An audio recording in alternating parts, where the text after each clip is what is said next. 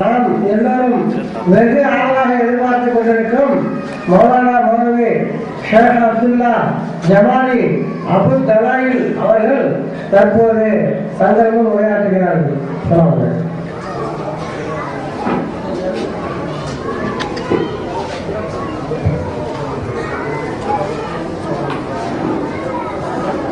السلام عليكم ورحمة الله وبركاته. الحمد لله رب العالمين والصلاة والسلام على سيدنا محمد وعلى آله وصحبه أجمعين وما توفيقي إلا بالله لا حول ولا قوة إلا بالله العلي العظيم. سبحانك لا علم لنا إلا ما علمتنا إنك أنت العليم الحكيم. புனிதமிக்க இவ்விழாவில் தகுதிமிக்க தலைவர் அவர்களே,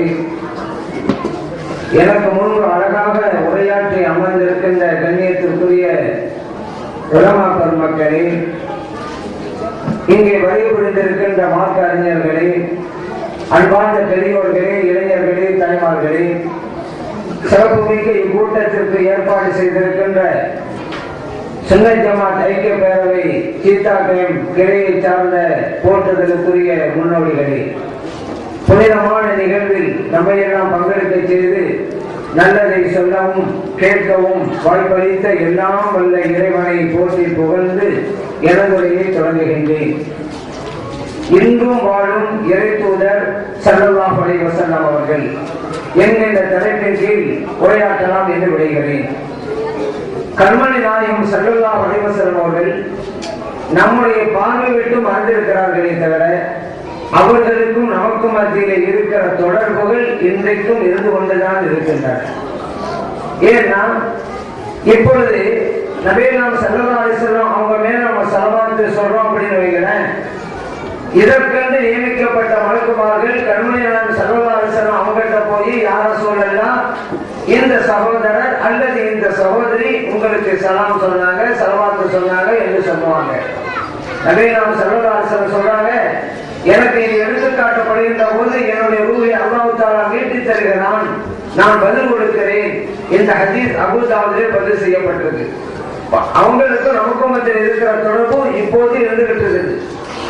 நபிகள் ஸல்லல்லாஹு அலைஹி வஸல்லம் சொன்னாங்க, அருமை தோழர்களே, அக்ஸரு அலைஹி மின ஸலாத்தி யௌமல் ஜும்ஆ, வெள்ளிக்கிழமை என்று என் மீது அதிகமாக ஸலவாத் சொல்லுங்க.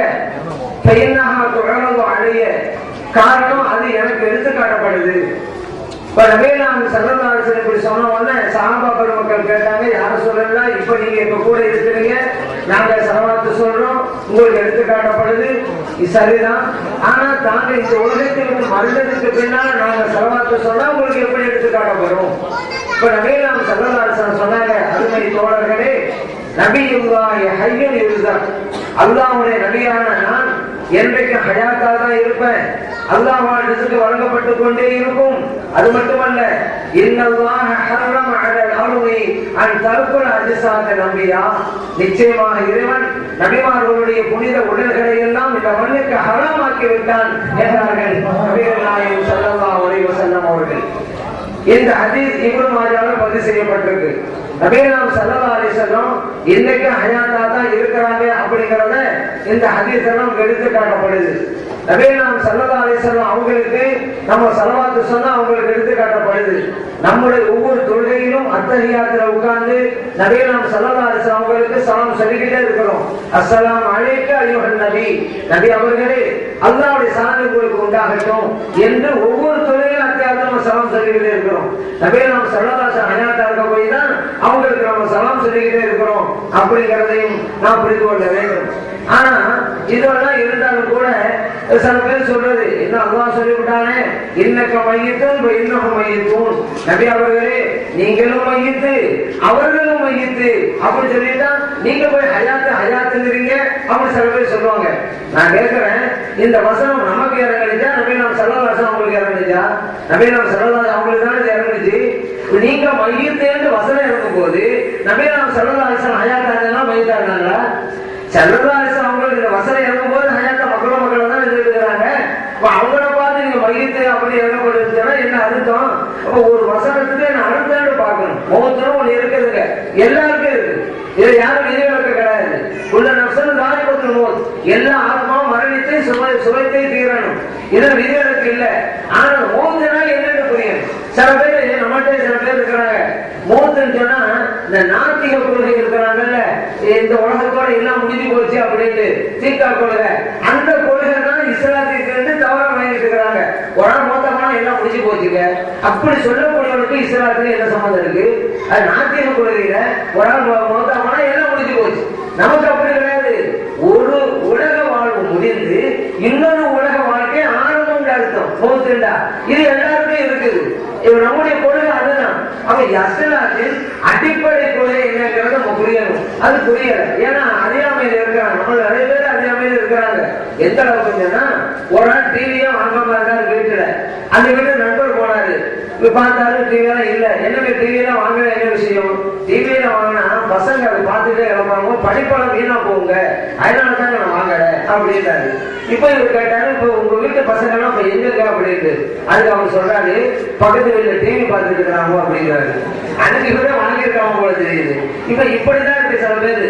இன்னொரு பரவாயில்ல, இன்னொரு நாள் டிவி அந்த குடும்பத்துல எல்லாருமே பார்த்துட்டே இருக்கிறாங்க, ரொம்ப ஆர்வமா பார்த்துட்டு இருக்கிறாங்க. சில சீரியல்லாம் பார்த்துருப்பீங்க, ரொம்ப என்னமோ மெய் மறந்து போய் பார்த்துட்டே இருப்பாங்க.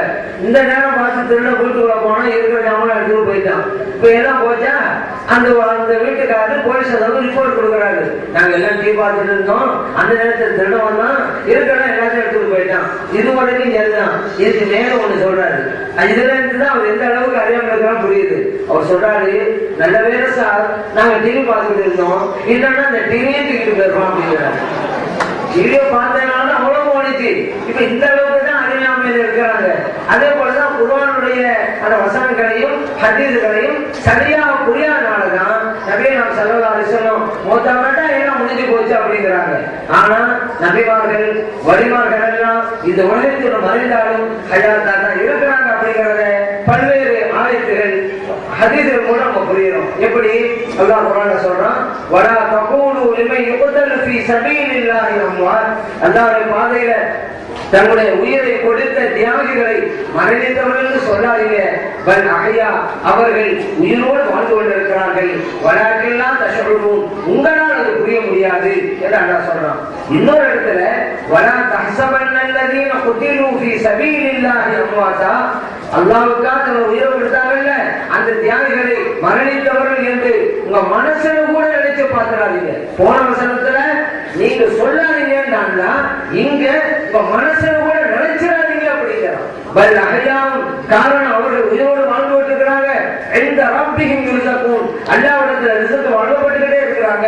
இவங்க எல்லாம் ஹயாத்தா இருக்கிறாங்கிறத இந்த குர்ஆனுடைய வசனம் மிக தெளிவாக எடுத்து காட்டுது. அதே போல அல்லாஹ் சொல்றான், மன் அமில ஸாலிஹன் மின் ஸக்கரின் அவ் உன்ஸா வஹுவ மூமினுன், யார் இந்த உலகத்தில் வாழும்பொழுது மூமினா இருந்து நல்லது செய்றாங்களோ, அது ஆணாக இருக்கட்டும் பெண்ணாக இருக்கட்டும், பல நுஹய்யன்னஹு ஹயாத்தன் தய்யிபா, அவர்களுக்கு அழகான வாழ்க்கையை நாம் கொடுப்போம் என்று அல்லாஹ் சொல்றான். அழகான வாழ்க்கை என்றாலே ஹயாத்தா இருந்தா தானே அழகான வாழ்க்கை என்ற அர்த்தமாகும். அல்லாஹ் சொல்றான், அவங்கள ஹயாத்தா தான் வச்சிருப்பாங்க நல்லடியா இருக்கிற. இன்னைக்கு சில பேர் அதான் ஹயாத்தா இல்ல அப்படிங்கிறாங்க. அந்த வசனத்துக்கே மாறா சொல்றாங்க. நம்ம அங்கீகரிக்கலாமா, இது ஏற்றுக்கொள்ளலாமா அப்படிங்கிறத யோசிச்சு பாருங்க. இந்த நபிமார்கள் எல்லாம் நம்முடைய பார்வைக்கு மறைந்தாலும் கூட அவர்கள் இன்றைக்கும் தொழுது கொண்டிருக்கிறார்கள். நபி நாம் ஸல்லல்லாஹு அலைஹி வஸல்லம் சொன்னாங்க, நான் மேராஜ் போனேன், மூசா அலைஹிஸ்ஸலாத்தை பார்த்தேன், வஹுவ காயிமுன் யுஸல்லி ஃபி கப்ரிஹி, அவங்க கபரில நின்று தொழுதுகிட்டு இருந்தாங்க, நான் பார்த்தேன் அப்படிங்கிறாங்க. முஸ்லிம்ல பதிவு செய்யப்பட்ட ஹதீஸ். அப்ப அவங்க தொழுகிறாங்க என்னன்னா ஹயாத்தான இருக்கிறாங்க அர்த்தம். அது மட்டும் இல்ல, அல் அம்பியா அஹ்யா யுஸல்லூன ஃபி குபூரிஹிம், நபிமார்கள் எல்லாம் ஹயாத்தா இருக்கிறாங்க, அவங்க கபர்கள்ல தொழுதுகிட்டு இருக்கிறாங்க என்று நபிகள் ஸல்லல்லாஹு அலைஹி வஸல்லம் சொன்ன ஹதீஸ் அபூ யஅலாவுடைய பதிவு செய்யப்பட்டிருக்கிறது. நபிமார்கள் எல்லாம் ஹயாத்தா இருக்கிறாங்க, அடையாளம் என்ன? அவங்க கபர்ல தொழுதுகிட்டு இருக்கிறாங்க. அதே போலதான் இந்த நபிமார்கள் ஹயாத்தா இருக்கிறாங்கிறதுக்கு ஒரு அடையாளம். நபி நாம் ஸல்லல்லாஹு அலைஹி வஸல்லம் மேராஜ் போனாங்க, பைத்துல் முகத்தஸ் போனோடனே எல்லா நபிமார்களும் அங்க வந்துட்டாங்க. நபி நாம் ஸல்லல்லாஹு அலைஹி வஸல்லம் அவங்களுக்கு இமாமா இருந்து தொலை நடத்தினாங்க. எல்லா நபிமார்களும் மௌத்தா போனவங்க தானே. இப்ப மேராஜ் எப்படி எல்லாம் வந்தாங்க? ஹயாத்தா இருக்க போய் தானே வந்தாங்க இந்த உலகத்துக்கு? இங்கதான் நம்ம யோசிக்கணும். ஆலம வருஷத்துக்கு போனாலும் கூட இந்த ஆலம ஷஹாதாவுக்கு வந்து போகின்ற ஆட்களை அந்த வழிமார்களுக்கு வந்துட்டு போவாங்க. அந்த அளவுக்கு அதனால இந்த உலகம் பைத்துல் முகத்தஸ்ங்கிறது இந்த உலகம் ஆலம ஷஹாதா தான் உலகத்துல இருக்குது. அவங்க எல்லாம் இந்த உலகத்தை விட்டு போய் வாழும் வருஷத்துல இருக்கிறாங்க. நினைத்தால் இந்த உலகத்திற்கு வந்துட்டு போக முடியும். இன்னொரு அதிசயம் பார்க்கிறவங்க நபி ஸல்லல்லாஹு அலைஹி வஸல்லம் போய்கிட்டே இருக்கிறாங்க. அந்த நேரத்துல சஹாபாக்கள் சேர்ந்து போறாங்க ஒரு பயணம். அப்போ ஒரு ஓடை வருகிறது. இந்த ஓடைக்கு என்ன பேரு? சஹாபாக்கள் சொன்னாங்க ஹஸ்ரத் யா ரசூலல்லாஹ். நபி ஸல்லல்லாஹு அலைஹி சொன்னாங்க, அருமை தோழர்களே, இந்த ஓடையிலே நான் மூசா அலைஹிஸ்ஸலாத்தை பார்க்கிறேன். அவர்கள் கல்வியா சொல்லிக் கொண்டு போய் கொண்டிருக்கிறார்கள். அவர்களுடைய தினம் இப்படி இருக்கிறது, அவர்களுடைய தலையின் முடி இப்படி இருக்கிறது என்றெல்லாம் வர்ணிக்கிறாங்க. மூசா அலைஹிஸ்ஸலாத்தை உடலை வர்ணிச்சு சொல்றாங்க. அதுக்கடுத்து இன்னும் கொஞ்சம் தொலைவு அங்க ஒரு மலை பாதை வருகிறது. இதுக்கு என்ன பேரு? ஸல்லல்லாஹு கேட்கிறாங்க. ஹரிஷா சஹாபாக்கள் பதில் சொல்றாங்க. இப்ப நபி ஸல்லல்லாஹு சொன்னாங்க, அருமை தோழர்களே, நான் யூனுஸ் அலைஹிஸ்ஸலாத்தை பார்க்கிறேன். சிவப்பு நிறம் கொண்ட ஒட்டகைகள் போயிட்டு இருக்கிறாங்க. கம்பளியாலான ஜுப்பா அணிந்து இருக்கிறாங்க. அவருக்கு அந்த ஒட்டகத்தினுடைய மூக்கெல்லாம் கயிறு பேரித்த மரத்தினுடைய நாவினால் செய்யப்பட்டது என்றெல்லாம் துல்லியமாக அறிவிக்கிறார்கள். கண்மை நாயகம் ஸல்லல்லாஹு அலைஹி வஸல்லம் அவர்கள் முஸ்லிம்களே பதிவு செய்யப்பட்டிருக்கிறது. பாருங்க, அவங்க எல்லாம் தூரத்தோடு போனவங்க தான் இந்த உலகத்துக்கு வருகை தர்றாங்க.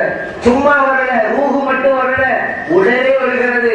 உடனே வந்ததுனாலதான் கடலை சொல்றாங்க, முடிய சொல்றாங்க. உடனே வந்ததுனாலதான் அவங்களுக்கு அமர்வதற்கு ஒரு வாகனம் தேவைப்படுகிறது. அது ஒட்டகைங்கிறாங்க. அது என்ன கலர்ல இருக்குது? சௌப்பனங்கிறாங்க. அவங்க யூனுஸ் அலைஹிஸ்ஸலாம் உடலோட வரப்போய் தான் அவங்க ஜுப்பா தேவைப்படுது. அந்த ஜுப்பா என்ன செய்யப்பட்டது? கம்பளியால் செய்யப்பட்டது அப்படிங்கிறாங்க. பாருங்க, ஸல்லல்லாஹு அலைஹி வஸல்லம் எவ்வளவு துல்லியமாக இருக்கிறார்கள். இந்த ஹதீஸ் முஸ்லிமிலே பதிவு செய்யப்பட்டிருக்கிறதா இல்லையா? இப்ப நபிமார்களுடைய வருகை இந்த உலகத்தில் வருகை இருந்து கொண்டே இருக்கிறது. இப்ப இதுவெல்லாம் நபிமார்கள் எல்லாம் ஹயாத்தா இருக்கிறாங்க அப்படிங்கறத தெல்ல தெளிவா அறிவிக்கிறாங்க. அது மட்டும் இல்ல, அவங்க எல்லாம் ஹயாத்தா இருக்கிறாங்கிறத அவர்களுக்குள்ளேயே நடைபெறுகின்ற சந்திப்பெல்லாம் நமக்கு அறிவித்து காட்டுகிறது. ஸல்லல்லாஹு அலைஹி வஸல்லம் ஆதம் அலைஹிஸ்ஸலாம், மூசா அலைஹிஸ்ஸலாம் ரெண்டு பேரும் சந்தித்து பேசியிருக்காங்கல்ல, அதை நமக்கு சொல்லி காட்டுறாங்க. இந்த ரெண்டு பேருக்கு விவாதம் நடந்துச்சு. அந்த வாதத்துல ஆதம் அலைஹிஸ்ஸலாம் வென்றுட்டாங்க. என்ன வாதம்னு கேட்டா, மூசா அலைஹிஸ்ஸலாம் ஆதம் அலைஹிஸ்ஸலாத்தை பார்த்து கேட்கிறாங்க, ஆதம் அலைஹிஸ்ஸலாம் அவர்களே, அல்லாஹ் தஆலா தன்னுடைய கையால உங்களை படைச்சான், மலக்குமார்களெல்லாம் சஜா செய்ய வச்சான், சொர்க்கத்திலே இருக்க வச்சான், இவ்வளவு சிறப்பு தந்தானே, அவன் தடுத்த மரத்தினுடைய கனியை புசித்துட்டு இந்த உலகத்துக்கு வந்தீங்களே, நீங்க மட்டும் வந்தா பரவாயில்லை, எங்களால சேர்த்து கொண்டு வந்து முடியுங்க அப்படின்னு சொல்றாங்க. ஆதம் அலைஹிஸ்ஸலாம் திரும்ப சொல்றாங்க, அல்லாஹ் உங்களை கனிமுறை ஆக்கி வச்சிருக்கிறான், ரசூலா ஆக்கணும் அப்படின்னு அவங்களுடைய சிறப்பெல்லாம் சொல்லிவிட்டு, அல்லாஹ் தௌராத் வேதம் உங்களுக்கு தந்தான்ல, அந்த தௌராத் வேதம் நான் படைக்கப்படுறதுக்கு எத்தனை வருஷத்துக்கு முன்னால உள்ளது அப்படின்னாங்க. மூசா அலைஹிஸ்ஸலாம் சொன்னாங்க 40 வருஷத்துக்கு முன்னால உள்ளது. சரி, அந்த தௌராத் வேதத்துல இருக்குதா? ஆதம் அலைஹிஸ்ஸலாம் அவர்கள் இறைவன் தடுத்த அந்த மரத்துல கனியை புசிப்பார்கள் என்று மூசா அலைஹிஸ்ஸலாம் ஆமா அது எழுதப்பட்டிருக்கு. இப்ப ஆதம் அலைஹிஸ்ஸலாம் கேட்கிறாங்க, என்னங்க நான் படைக்கப்படுறதுக்கு 40 வருஷத்துக்கு முன்னாலேயே அல்லாஹ் எழுதி வச்சிருந்தாங்க, நான் செஞ்சேன், என்ன போய் நீங்க குறை சொல்லிட்டு இருக்கீங்க? இப்படி சொன்ன உடனே அதுக்கு மேல மூசா அலைஹிஸ்ஸலாத்துக்கு பேச முடியவில்லை. இந்த வாதத்தில் ஆதம் அலைஹிஸ்ஸலாம் அவர்கள் வென்று விட்டார்கள் என்றார்கள் நபி ஸல்லல்லாஹு அலைஹி வஸல்லம் அவர்கள். இந்த ஹதீஸ் முஸ்லிமிலே பதிவு செய்யப்பட்டிருக்கு. இப்ப ஆதம் அலைஹிஸ்ஸலாம் வாழ்ந்த காலம் வேற, மூசா அலைஹிஸ்ஸலாம் வாழ்ந்த காலம் வேற. ஒரு ரெண்டு பேரும் சந்திச்சு பேசுறாங்கன்னா இப்பதான் பேசிருக்காங்க. இந்த உலகத்தோடு போன பிறகுதான் ரெண்டு பேரும் சந்திச்சு பேசிருக்கணும். இதே என்ன புரியுது? அந்த நபிமால ஹயாத்தாலாம் இருக்கிறாங்க. ஹயாத்தா இருக்க போய் தான் இப்படி எல்லாம் சந்தித்து பேச முடிகிறது அப்படிங்கிறத நாம் புரிந்து கொள்றோம். அதே போல பாருங்க, இந்த இறை நேசர்கள் எல்லாம் கேட்பார்கள், கேட்கிற சக்தி இருக்கிறது. சில பேர் சொல்லுவாங்க நம்மள, அதெல்லாம் அந்த இறை நேசர்கள்லாம் தூங்கிட்டு இருப்பாங்க. ஏன்னா மலக்குமார்கள் சொல்லிடுவாங்கல்ல, நம் நவமத்தில் அரூஸ், நீங்க மணமகன் உறங்குவது போல உறங்குங்க அப்படின்னு சொல்லிடுவாங்க. நல்லடியார்கள் தூங்கிகள் இருப்பாங்க. நம்ம சொல்றது எப்படி இந்த காதல விடுவோம் அப்படி நீங்க சில பேர் தத்துவம் பேசுவாங்க. உங்களுடைய நினைவுல வைங்க, அங்க வெறுமனே தூங்க சொல்றது இல்ல, நல்லடியார் பார்த்து நீங்க தூங்கலாம் அப்படின்னு நாட்கள் சொல்றது இல்ல. நபி ஸல்லல்லாஹு அலைஹி வஸல்லம் பாருங்க, வார்த்தை அழகு சொல்றாங்க. மலக்கு எப்படி சொல்லுவாங்களா, புது மாப்பிள்ளை தூங்குற மாதிரி தூங்குங்க. அப்ப என்னன்னா என்ன அர்த்தம்? சுகமா இருங்க, இன்பமா இருங்க, கவலை இல்லாம இருங்க அப்படி சொல்றதுக்குதான் இந்த வார்த்தை. வெறுமனே தூங்குறதா தூங்குங்கன்னு சொல்லிட்டு வந்துகிட்டே இருப்பாங்க. கேட்கிறேன், இந்த புது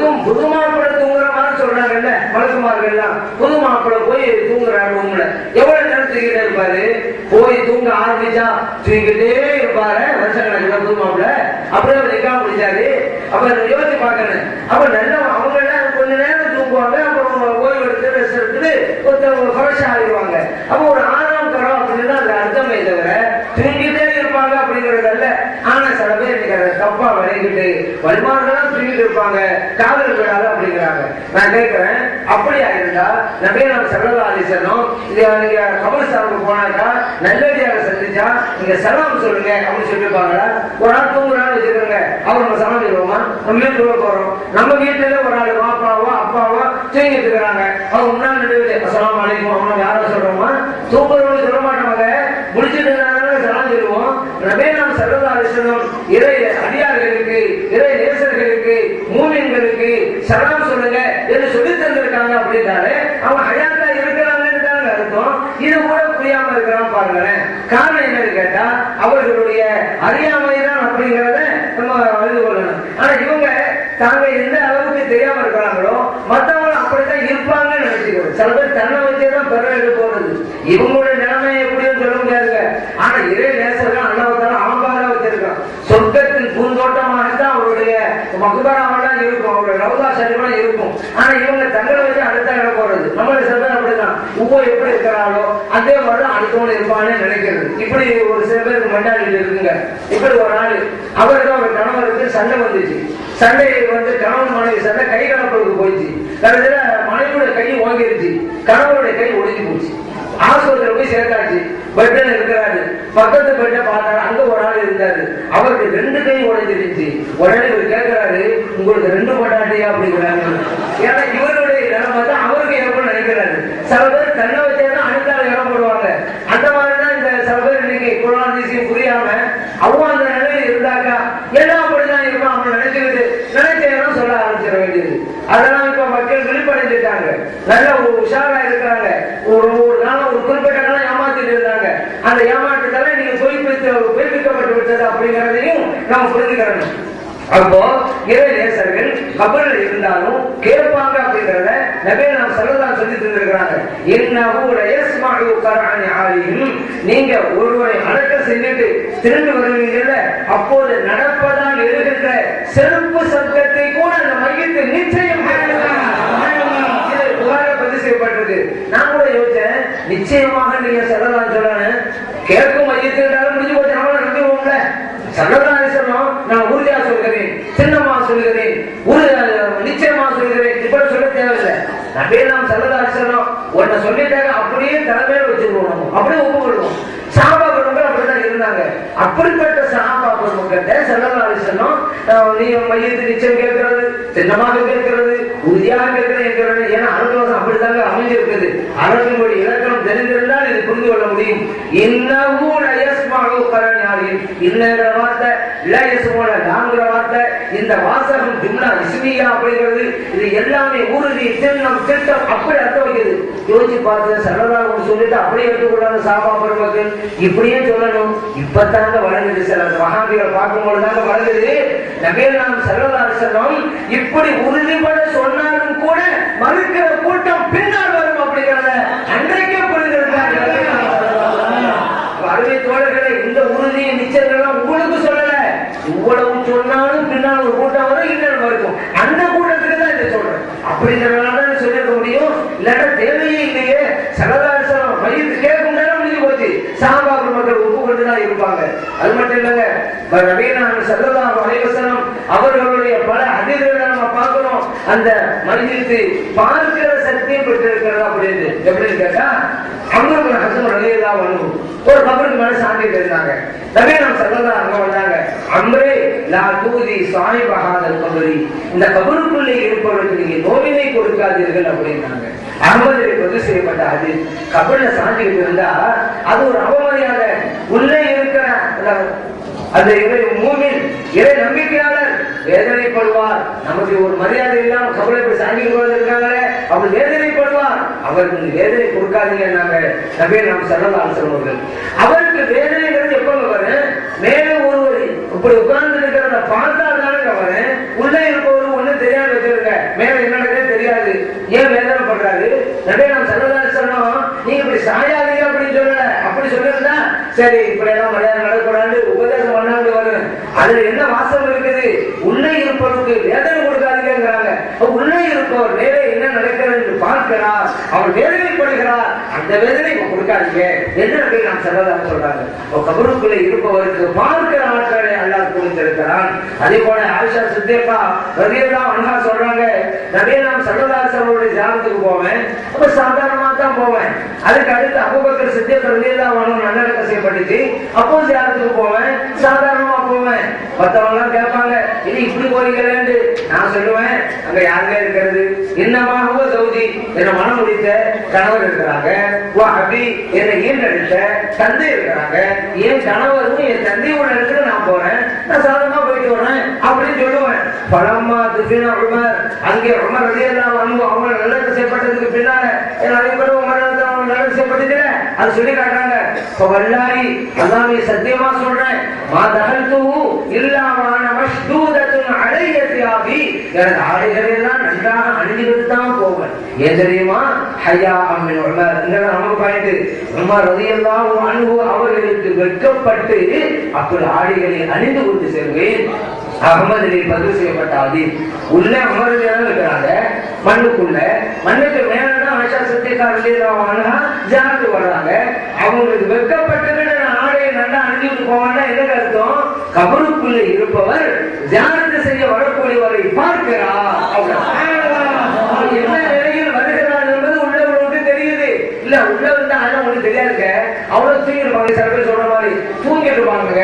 அப்பயும் ஆடையை நல்லா அணிஞ்சிட்டு போன சும்மா எப்ப கூட போயிட்டு வந்து இல்லாம இப்ப ஆயிஷா சித்திகா ரலியல்லாஹு அன்ஹா உடனே அவங்க சொல்லி தர்றாங்கன்னு சொன்னா, நபியே நாம் ஸல்லல்லாஹு அலைஹி வஸல்லம் ஒரு கற்றுக் கொடுத்த பாடமாகத்தான் இருக்கு. நம்மள மாதிரி 1400 வருஷத்துக்கு பின்னால நமக்கு இஸ்லாம் கிடைச்சிருக்குங்க. ஆனா அந்த சஹாபா பெருமக்கள் நபியே நாம் ஸல்லல்லாஹு அலைஹி வஸல்லம் அவர்களுக்கு முன்னால மண்டியிட்டு இஸ்லாமிய பாடத்தை பயின்றார்கள். அதனால அவங்க சொல்ற பாடம் தான் கரெக்டா இருக்கும். இப்ப நபியே நாம் ஸல்லல்லாஹு அலைஹி வஸல்லம் இன்னைக்கு ஹயாத்தா இருக்கிறாங்கிறதுக்கு அடையாளம் என்ன தெரியுமா? உமர் ரலியல்லாஹு அன்ஹு ஆட்சி காலம், கடுமையான பஞ்சம், மழை இல்ல. இந்த நேரத்துல பிலால் இப்னு ஹாரிஸ் ரலியல்லாஹு அன்ஹு ஸல்லல்லாஹு அலைஹி வஸல்லம் அவர்கள் ரவுலா ஷரீஃப்க்கு போய் இஸ்தஸ்கீ உம்மத்துக்கே யார சொல்லலாம், ஸல்லல்லாஹு அலைஹி வஸல்லம் அவர்களே உங்க உம்மத்தினருக்கு மழை கிடைக்க நீங்க ஆவணம் செய்யுங்க, காரணம் இப்ப இன்னும் அழகு மழை இல்லாம அவங்க அழிய பார்க்கிறாங்க அப்படின்னு சொல்லிட்டு வந்துடுறாங்க. தூங்கிட்டு இருக்கிறாங்க. நபியே நாம் ஸல்லல்லாஹு அலைஹி வஸல்லம் கனவுல போய் பையனும் யுஸ்பவும் அவர்களுக்கு மழை பொழியும் அப்படிங்கிற நற்செய்தி சொல்லிட்டு வர்றாங்க. அந்த மாதிரி மழையும் பொழிந்தது. இப்னு அபீ ஷைபாவுல பதிவு செய்யப்பட்ட ஹதீஸ். இப்ப பாருங்க, ஸல்லல்லாஹு அலைஹி வஸல்லம் தர்பார்ல போய் ஒரு கோரிக்கை வைக்கிறாங்க. என்ன கோரிக்கைங்கிறது ஸல்லல்லாஹு தெரியுது, என்ன மழை சம்பந்தப்பட்டது காதல் கேட்க போய் தானே அது கரெக்டா புரிஞ்சுக்கிட்டு அங்க போய் சொல்றாங்க. மழை தானே கேட்டீங்க, மழை பொழியும். அடுத்து வந்து சொன்னவர் யார் என்று புரிகிறது. அவர் யார் என்று புரிஞ்சாதானே அவருடைய கனவுல போய் சொல்ல முடியும் அப்படின்னு சொல்லி அவர் நபியே நாம் ஸல்லல்லாஹு அலைஹி வஸல்லம் அவர்கள் தன்னை ஜியாரத் செய்ய வரக்கூடியவர்களை எல்லாம் பார்க்கிறார்கள் என்றாலே அவர்கள் ஹயாத்தோடு இருந்து கொண்டிருக்கிறார்கள். ஹயாத்தை என்னதாங்க பார்க்க முடியும்? இப்படி பல்வேறு ஹதீஸ்கள் அறிவிக்கின்றன. நபியே நாம் ஸல்லல்லாஹு அலைஹி வஸல்லம் அவங்களும் சரி, சஹாபா பெருமக்களும் சரி, அதே போல வலிமார்களும் சரி, மற்ற நபிமார்களும் சரி ஹயாத்துடன் தான் இருந்து கொண்டிருக்கிறார்கள் அப்படிங்கிறத இதன் மூலம் நம்ம புரிந்து கொள்கிறோம். அதே போல அந்த நபிமார்கள் எல்லாம் வலிமார்கள் எல்லாம் இந்த உலகத்திற்கு போயிட்டாலும் கூட ஹயாத்தா இருக்கிறாங்க. அது மட்டும் இல்ல, அவங்களுடைய உடல்களும் பாதுகாக்கப்படுகின்றன. ஏன் ஸல்லல்லாஹு அலைஹி வஸல்லம் சொன்னாங்கல்ல, நிச்சயமாக இறைவன் நபிமார்களுடைய புனித உடல்களை இந்த மண்ணுக்கு ஹராமாக்கி விட்டான். இந்த மண்ணு வந்து அவருடைய உடலை தீண்டாது. இது எல்லாம் ஒப்புக்கொண்டிருக்காங்க. இது நபிமார்களுக்கு மட்டும் தானா?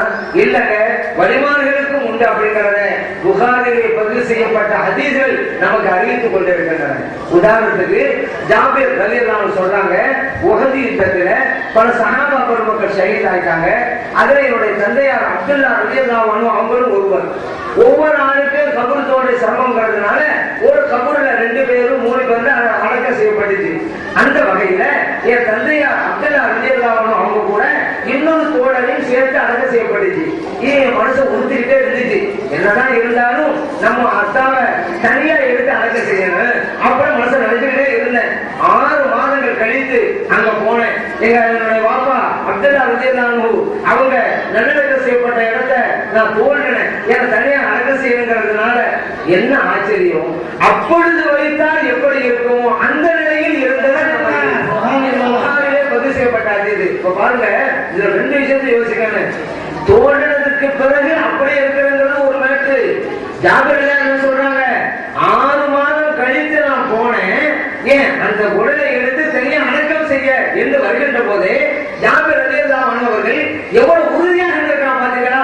6 மாதம் ஆனா என்ன, என் தந்தை சஹாபி அல்லவா, அவருடைய உடலை எப்படி தீர்ந்தும் போறாங்க. இல்ல 6 மாசம் ஆயிடுச்சு, உள்ளுக்கு உடம்பு என்ன போட்டே தெரியலன்னு நினைச்சு இருந்தா போயிருப்பாங்களா, தோன்றிருப்பாங்களா? அவ சாபா பண்றது எவ்வளவு மன நம்பிக்கையோடு இருக்கிறாங்க.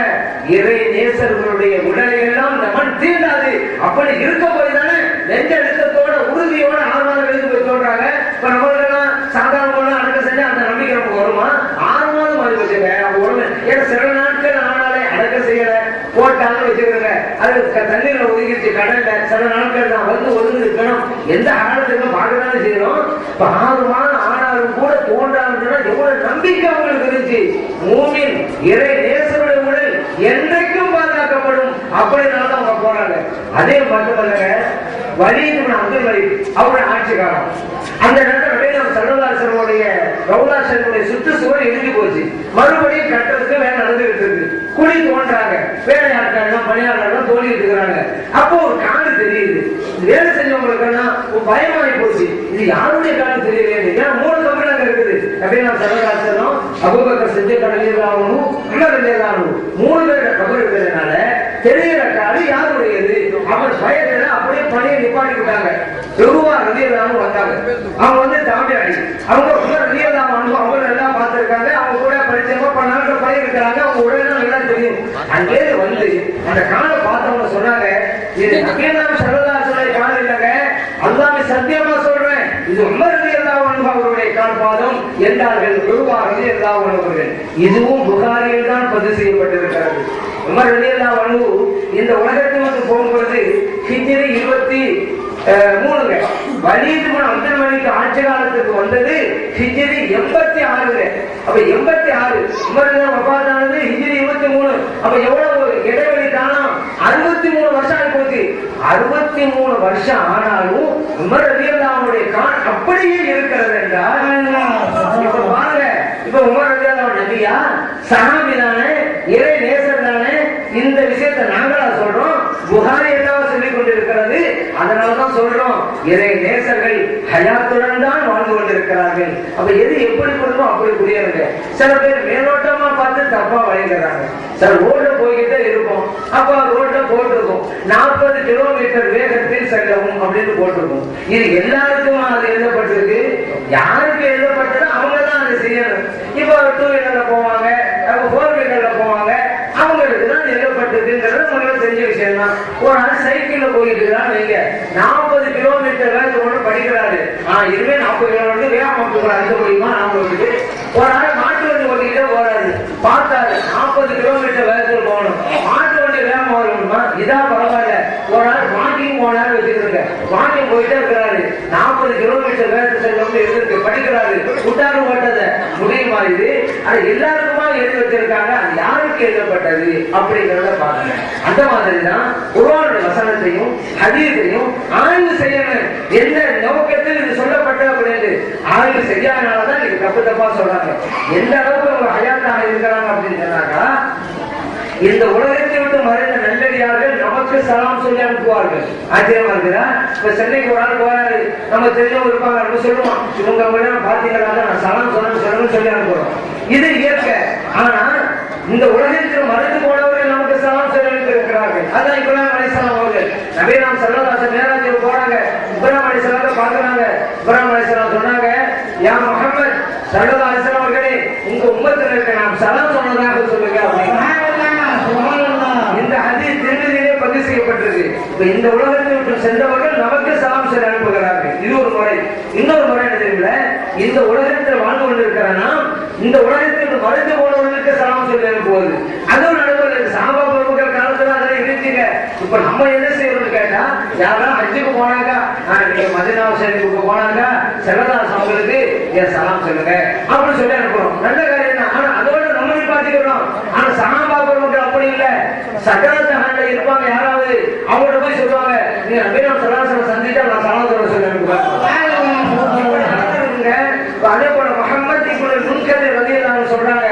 நான் ஜாபர் ரலியல்லாஹு அன்ஹு அவங்கள பார்க்க போனா அப்ப சக்கரத்தால இருந்தாங்க. அப்ப நான் சொன்னேன், ஜாபர் அவர்களே, நீங்க நபியனாம் ஸல்லல்லாஹு அலைஹி வஸல்லம் சந்திக்கும் போது நான் சலாம் சொல்றதா சொல்லுங்க அப்படிங்கிறாங்க. இது இப்னு மாஜாஹ்ல பதிவு செய்யப்பட்டிருக்கிறது. அதே போல பாருங்க, இது ஸல்லல்லாஹு அலைஹி வஸல்லம் மற்ற சஹாபா பெருமக்களுக்கும் நடந்திருக்குது. கஅப் ரலியல்லாஹு அன்ஹு சக்கரத்தால இருக்கிறாங்க. உம்மு பிஷர் ரலியல்லாஹு அன்ஹா வந்தாங்க.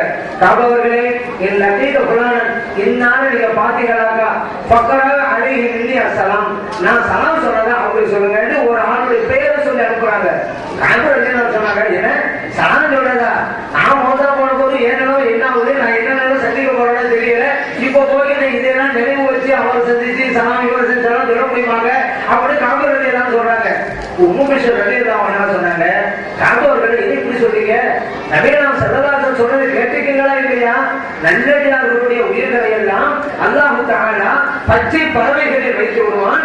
அந்த பறவைகள் எல்லாம் சொர்க்கத்திலே பறந்து தெரியும், கடைசியில் அரிசிக்கு வந்து அடையும் என்றெல்லாம் சொல்லியிருக்கிறாங்க. கேட்டிருக்கீங்களா? நான் கேட்டுக்கிறேன். அதை தானே சொல்றேன். நல்லடியார்களுடைய அந்த ரூஹை சுமந்த கிளிகள், அந்த பறவைகள் எல்லாம் அங்கே அரிசிக்கு வரும். அப்ப நீங்க அந்த பறவைகளை பார்ப்பீங்க, எல்லாரும் தெரிந்து கொள்வீங்க. அப்ப நான் சொல்றானே நீங்க பார்ப்பீங்க, நான் சொல்ற சலாம் சொல்றதா சொல்லுங்க என்று அவங்க சொல்லி இருக்கிறாங்க. இந்த ஹதீஸும் இப்னு மாஜாஹ்ல பதிவு செய்யப்பட்டிருக்கிறது. அப்ப இந்த உலகத்தை விட்டு மறைந்து போனவர்கள் எல்லாம் ஹயாத்தாக இருப்பதால் தான் அவர்களால் தொழ முடிகிறது, அவர்களால் சலாம் சொல்லி அனுப்ப முடிகிறது. இதையெல்லாம் முயற்சி பார்க்கணும். அது மட்டும் இல்ல, இந்த உலகத்தை விட்டு சென்றவர்கள் நமக்காக துஆ செய்வாங்க. நபியனாம் ஸல்லல்லாஹு அலைஹி வஸல்லம் மேராஜ் போறாங்க, ஒவ்வொரு நபியும் சந்திக்கிறாங்க. தஹாலி ஆதம் ஸல்லல்லாஹு பார்த்தேன், அவங்க எனக்கு துஆ செஞ்சாங்க. அதுக்கடுத்து ஒவ்வொரு நபியா சொல்லி காட்டுறாங்க, 2ஆம் வாரம் 3ஆம் வாரம் இப்ராஹிம் அலைஹிஸ்ஸலாம், மூசா அலைஹிஸ்ஸலாம், யூசுப் அலைஹிஸ்ஸலாம் எல்லாம் எனக்கு துஆ செஞ்சாங்க. முஸ்லிம்களே பதிவு செய்யப்பட்ட ஹதீஸ். அது மட்டுமா, இன்னைக்கும் இறைநேசர்கள் அவருடைய கபருக்குள்ளே இருந்து கொண்டு நமக்காக துஆ செய்கிறாங்க. நபியனாம் ஸல்லல்லாஹு அலைஹி வஸல்லம் சொல்றாங்க, அந்த இறைநேசர்கள் எப்படி துஆ செய்வாங்களாம்? அல்லாஹ்வே இறைவனே, லா துரிதுஹும், அவர்கள் எல்லாம் மௌத்தாக்க கூடாத, ஹத்தா தஹியஹும், நேர்வழி காட்டுகின்ற வரைக்கும், கமா ஹதைதனா, எங்களுக்கு நேர்வழி காட்டுனேன், அந்த மாதிரி அவர்களுக்கும் நேர்வழி காட்டு, அப்புறம் மௌத்தாக்கு என்று அவர்கள் துஆ செய்வார்கள். அஹ்மதிலே பதிவு செய்யப்பட்ட ஹதீஸ்.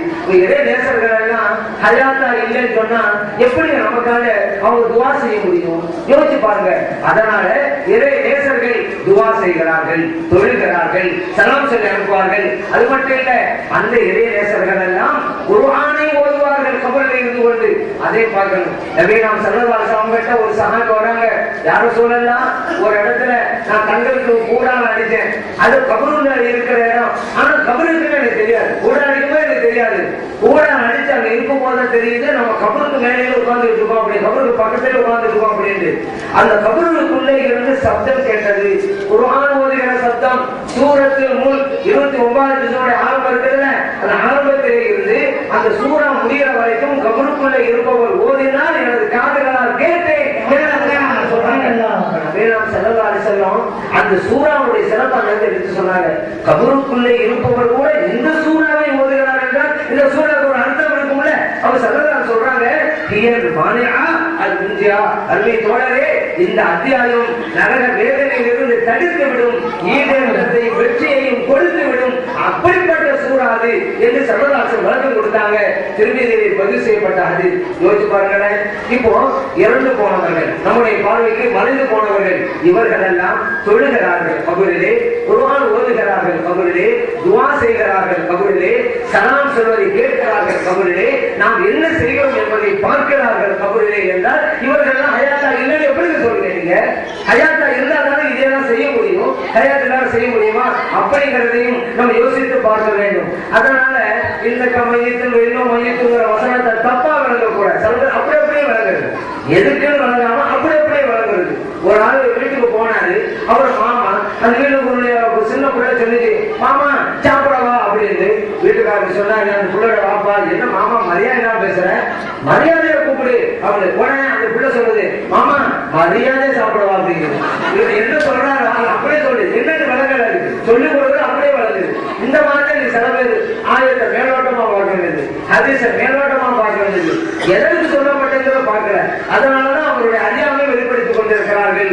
நபிமார்கள் வலிமார்கள் எல்லாம் ஹயாத்துடன் வாழ்ந்து கொண்டிருக்கிறார்கள் என்பதுதான் உண்மை. அப்படிங்கிறத புரிந்து கொண்டு அந்த நம்பிக்கையிலேயே வாழ்கின்ற நல்ல தௌஃபீக்கை எல்லாம் இறைவன் நமக்கு வழங்கி வருவானாக. ஆமீன். அல்ஹம்துலில்லாஹி ரப்பில் ஆலமீன். சந்தேகம் கேட்பதா இருந்தால், கேள்வி கேட்பதா இருந்தால் கேட்கலாம். அதனால் அவர்களுக்கு பதிலளிப்பார்கள்.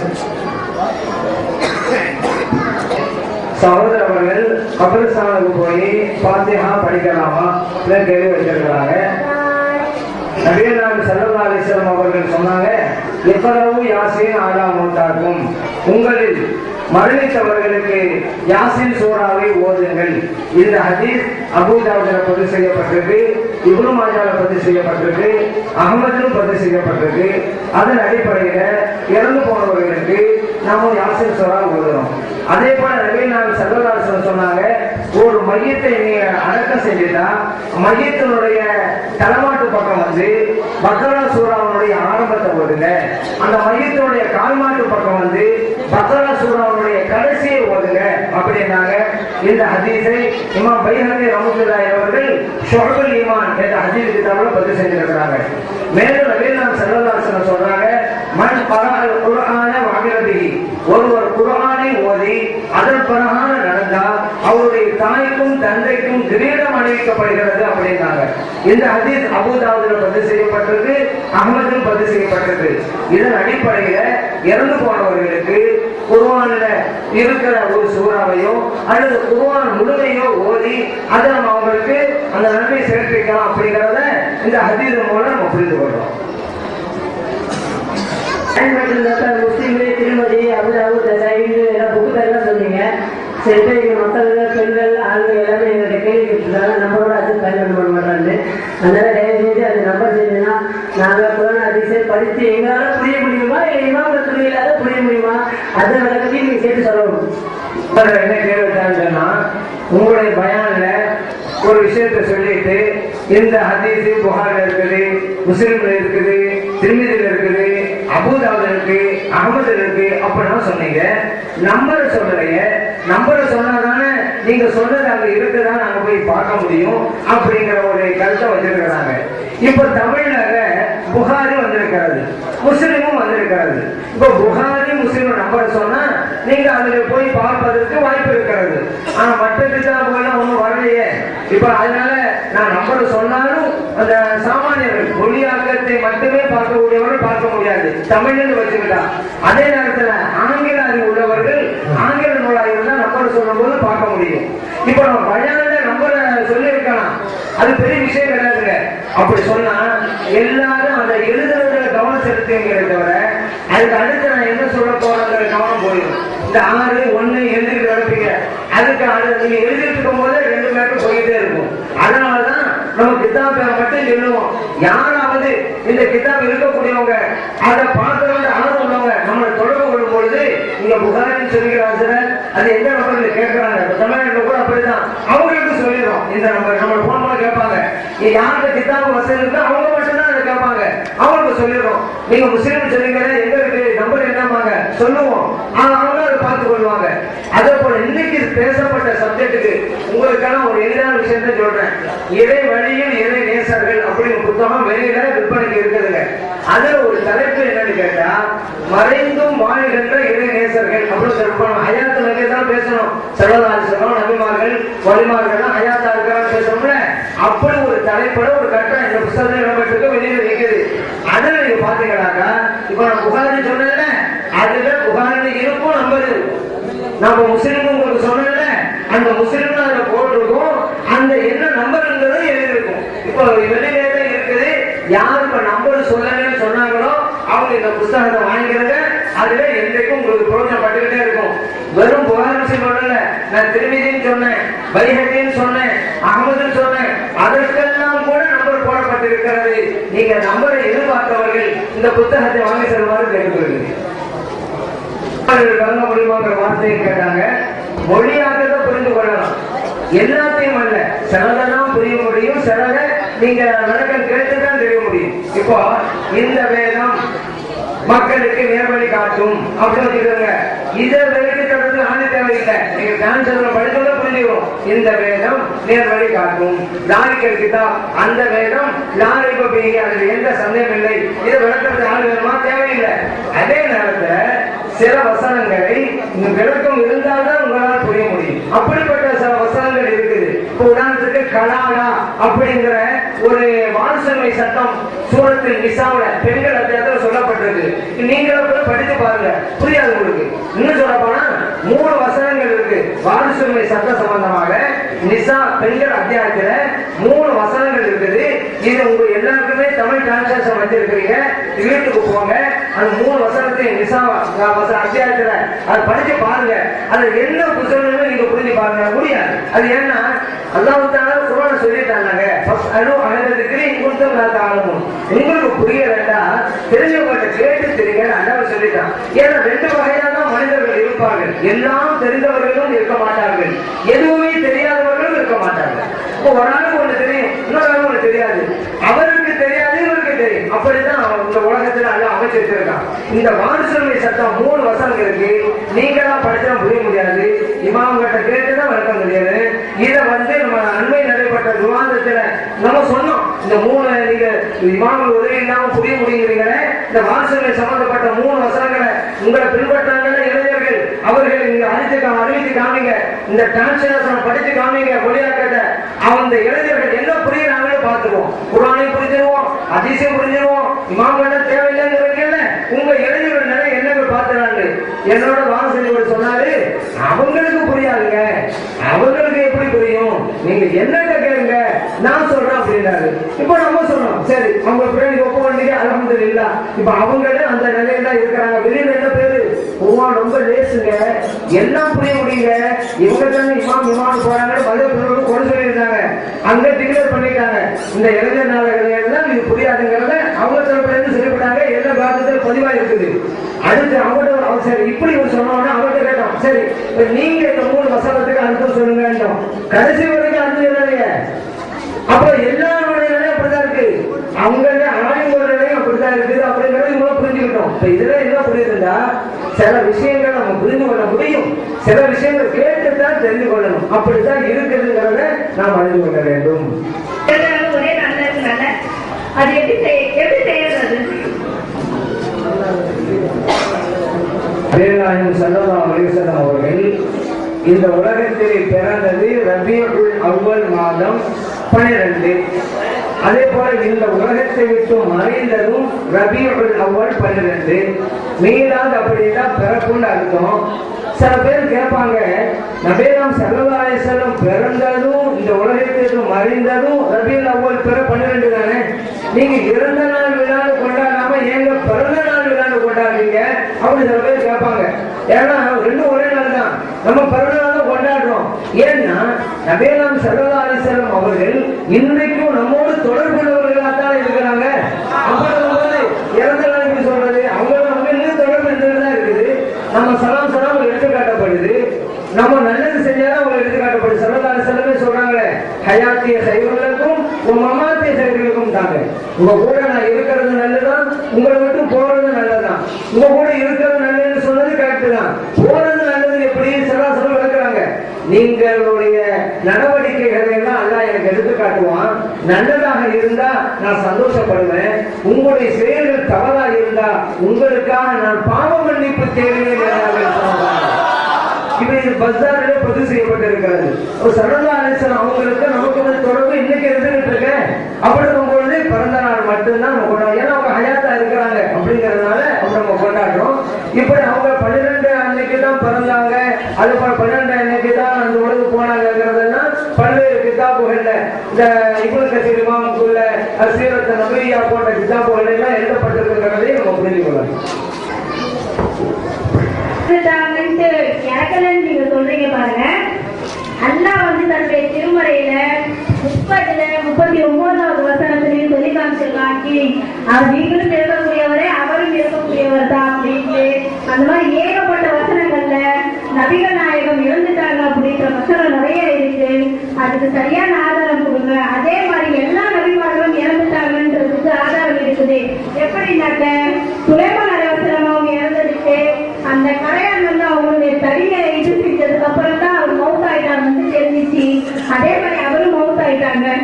அதனால இதுக்கு தயவு செஞ்சு ஆதாரத்தோட நம்பரோட பதில் சொல்லுங்க. நம்பர் சொன்னாதான் நாங்க போய் தேட முடியும். எங்களுக்கு குர்ஆனுடைய வசனங்கள் புரிய செய்யுது, நாங்க வீட்டுல போய் பார்க்கவும் செய்வோம். அதனால தயவு செஞ்சு நம்பரை கொடுங்க. அஸ்ஸலாமு அலைக்கும். அவங்க நம்ம சொன்ன தகவல் வந்து தவறான புரிஞ்சுக்கிட்டு நபிகள் ஸல்லல்லாஹு அலைஹி வஸல்லம் அவர்கள் இறந்துட்டாங்க, இறக்கக்கூடியவங்க என்று அல்லாஹ் குர்ஆனில் பல இடங்களில் சொல்லியிருக்கிறான். நீங்க நபிகள் ஸல்லல்லாஹு அலைஹி வஸல்லம் இறக்கலன்னு சொல்லிட்டீங்களே அப்படின்னு தவறாக அவங்க விளைஞ்சிக்கிட்டு இந்த கேள்வி வச்சிருக்காங்க. நல்ல வேலை அவங்க கேட்டது இல்லைண்டா ஒரு ஆன்சா பயம் பண்ணாரு, நபிகள் ஸல்லல்லாஹு அலைஹி வஸல்லம் இறக்கவே இல்லைன்னு போயிட்டாரு அப்படின்னு சொல்லியிருப்பாங்க. நல்ல வேலை இவங்க கேள்வி கேட்டது. நல்லா கவனிங்க.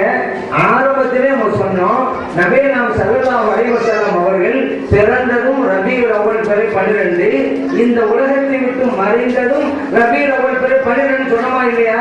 இந்த உலகத்தை விட்டு மறைகிறதுங்கிறதான மூத்துகிறது. அப்ப ஏன்னா நம்ம சொல்லும் பொழுது ரெண்டும் ஒன்னாதான் நடந்துச்சு. ஏன் அப்ப இறந்த நாள்களான்னு கொண்டாடலாமே, ஏன் பிறந்த நாள்களா கொண்டாடிங்க கேள்வியே வைத்து நம்ம பதில் சொல்லி இருக்கிறோம். இப்ப அப்படி இருக்கும் பொழுது அவங்க இறக்கல நாங்க சொன்னோம், ரெண்டும் ஒரே நாள் நடந்ததுன்னு சொல்லும் பொழுது அவங்க இந்த உலகத்துல போயிட்டாங்கன்றாலே இறக்குறதுதான் அர்த்தம். அதனால அப்படி சொல்லவே கிடையாது. அது மட்டும் இல்ல, இன்னக்க மையத்தும் இன்னும் மையத்துங்கிற ஆயத்தை என்னுடைய உரையில கூட நான் சொல்லி காட்டினேன். இன்னொரு விஷயத்தையும் சொன்னேன், குல்லு நஃப்ஸின் ذائقத்துல் மௌத், எல்லா ஆத்மாவும் மரணத்தை சுவைத்தே தீர வேண்டும், இதுல யாருக்கும் இது விலக்கு இல்லை என்று கூட என்னுடைய உரையில நான் சொல்லி காட்டினேன். அப்படின்னா என்ன அர்த்தம்? நம்மள்கிட்ட மௌத்துண்டா இல்லாம போறது இல்ல, ஒரு உலகத்திலிருந்து இன்னொரு உலகத்துக்கும் போறதுதான் என்கிற விளக்கத்தையெல்லாம் என் உரையில கொடுத்தேன். இப்ப நபிகள் ஸல்லல்லாஹு அலைஹி வஸல்லம் அவங்கள பார்த்து அல்லாஹ் சொன்னா இன்னக்க மையத்தும், நீங்க மையத்து அப்படி சொல்லும் பொழுது ஸல்லல்லாஹு அலைஹி வஸல்லம் ஹயாத்தான இருந்தாங்க. இந்த வசனம் இருக்கும் பொழுது அப்படின்னா என்ன அர்த்தம்? மௌத்துங்கிறத சுவைக்கக்கூடியவர்கள், அது எல்லாருக்கும் வரத்தான் செய்யும். இந்த மௌத்துங்கிற ஒரு நிலை இந்த உலகத்திலிருந்து வாழ்வு பர்சத்துக்கு செல்லுகிற நிலை எல்லாருக்கும் உண்டு. இதுல யாருக்கும் இது விலக்கு இல்லைங்கிறத என்னுடைய உரையில நான் சொல்லிக்கிட்டே வந்தேன். இந்த கேட்கப்பட்ட கேள்வியில் கூட நபிகள் ஸல்லல்லாஹு அலைஹி வஸல்லம் பிறப்பும் அவர்களுடைய மறைவும் ஒரே தினத்தில் நடந்தது என்று நான் சொன்னதன் மூலமே அவர்களுக்கு மௌத்துங்கிறது ஒரு வந்திருக்குன்னு அர்த்தம். அப்ப மௌத்தா போல பேசுறேன்னு ஒரு வீப்படியை சுமத்திட்டாங்க. நல்ல தவறா புரிஞ்சுட்டாங்க நினைக்கிறேன். அப்படின்னா யாரும் சொல்லல ஸல்லல்லாஹு அலைஹி வஸல்லம் உலகத்தை மறைஞ்சிருக்கிறாங்கிறத உண்மை. நம்ம என்ன சொல்ல வர்றோம்? அவர்களுக்கும் நமக்கும் தொடர்பு இருக்குதுங்கிறோம். அது ஏன்னா அதுதான் நம்ம இஸ்லாத்து நம்பிக்கை இல்ல. மோத்தா போனா எல்லாம் முடிஞ்சு போச்சோம்னா அது கம்யூனிச கொள்கை, அது தீகா கொள்கை, அது நாத்திக கொள்கை. இந்த கொள்கையை உடைப்பதற்குத்தான் இஸ்லாம் வந்தது. இஸ்லாம் தூய வடிவம் சொல்லிக்கிட்டு அந்த நாத்திக கொள்கையை மக்கள் மத்தியில திணிக்க நினைக்க கூடாது. நாம தூய வடிவில கொண்டு வர்றோம். அப்படின்னா என்ன அர்த்தம்? ஸல்லல்லாஹு அலைஹி வஸல்லம் கொண்டு வந்த இஸ்லாத்தை விட்டுவிட்டு நாத்தியங்கிற பேர்ல புதுசா இஸ்லாம் கொண்டு வரோம்னு அர்த்தம். அப்படி சில பேர் தூய வடிவு சொல்லி நாத்திய கொள்கை கொண்டு வந்திருக்கிறாங்க.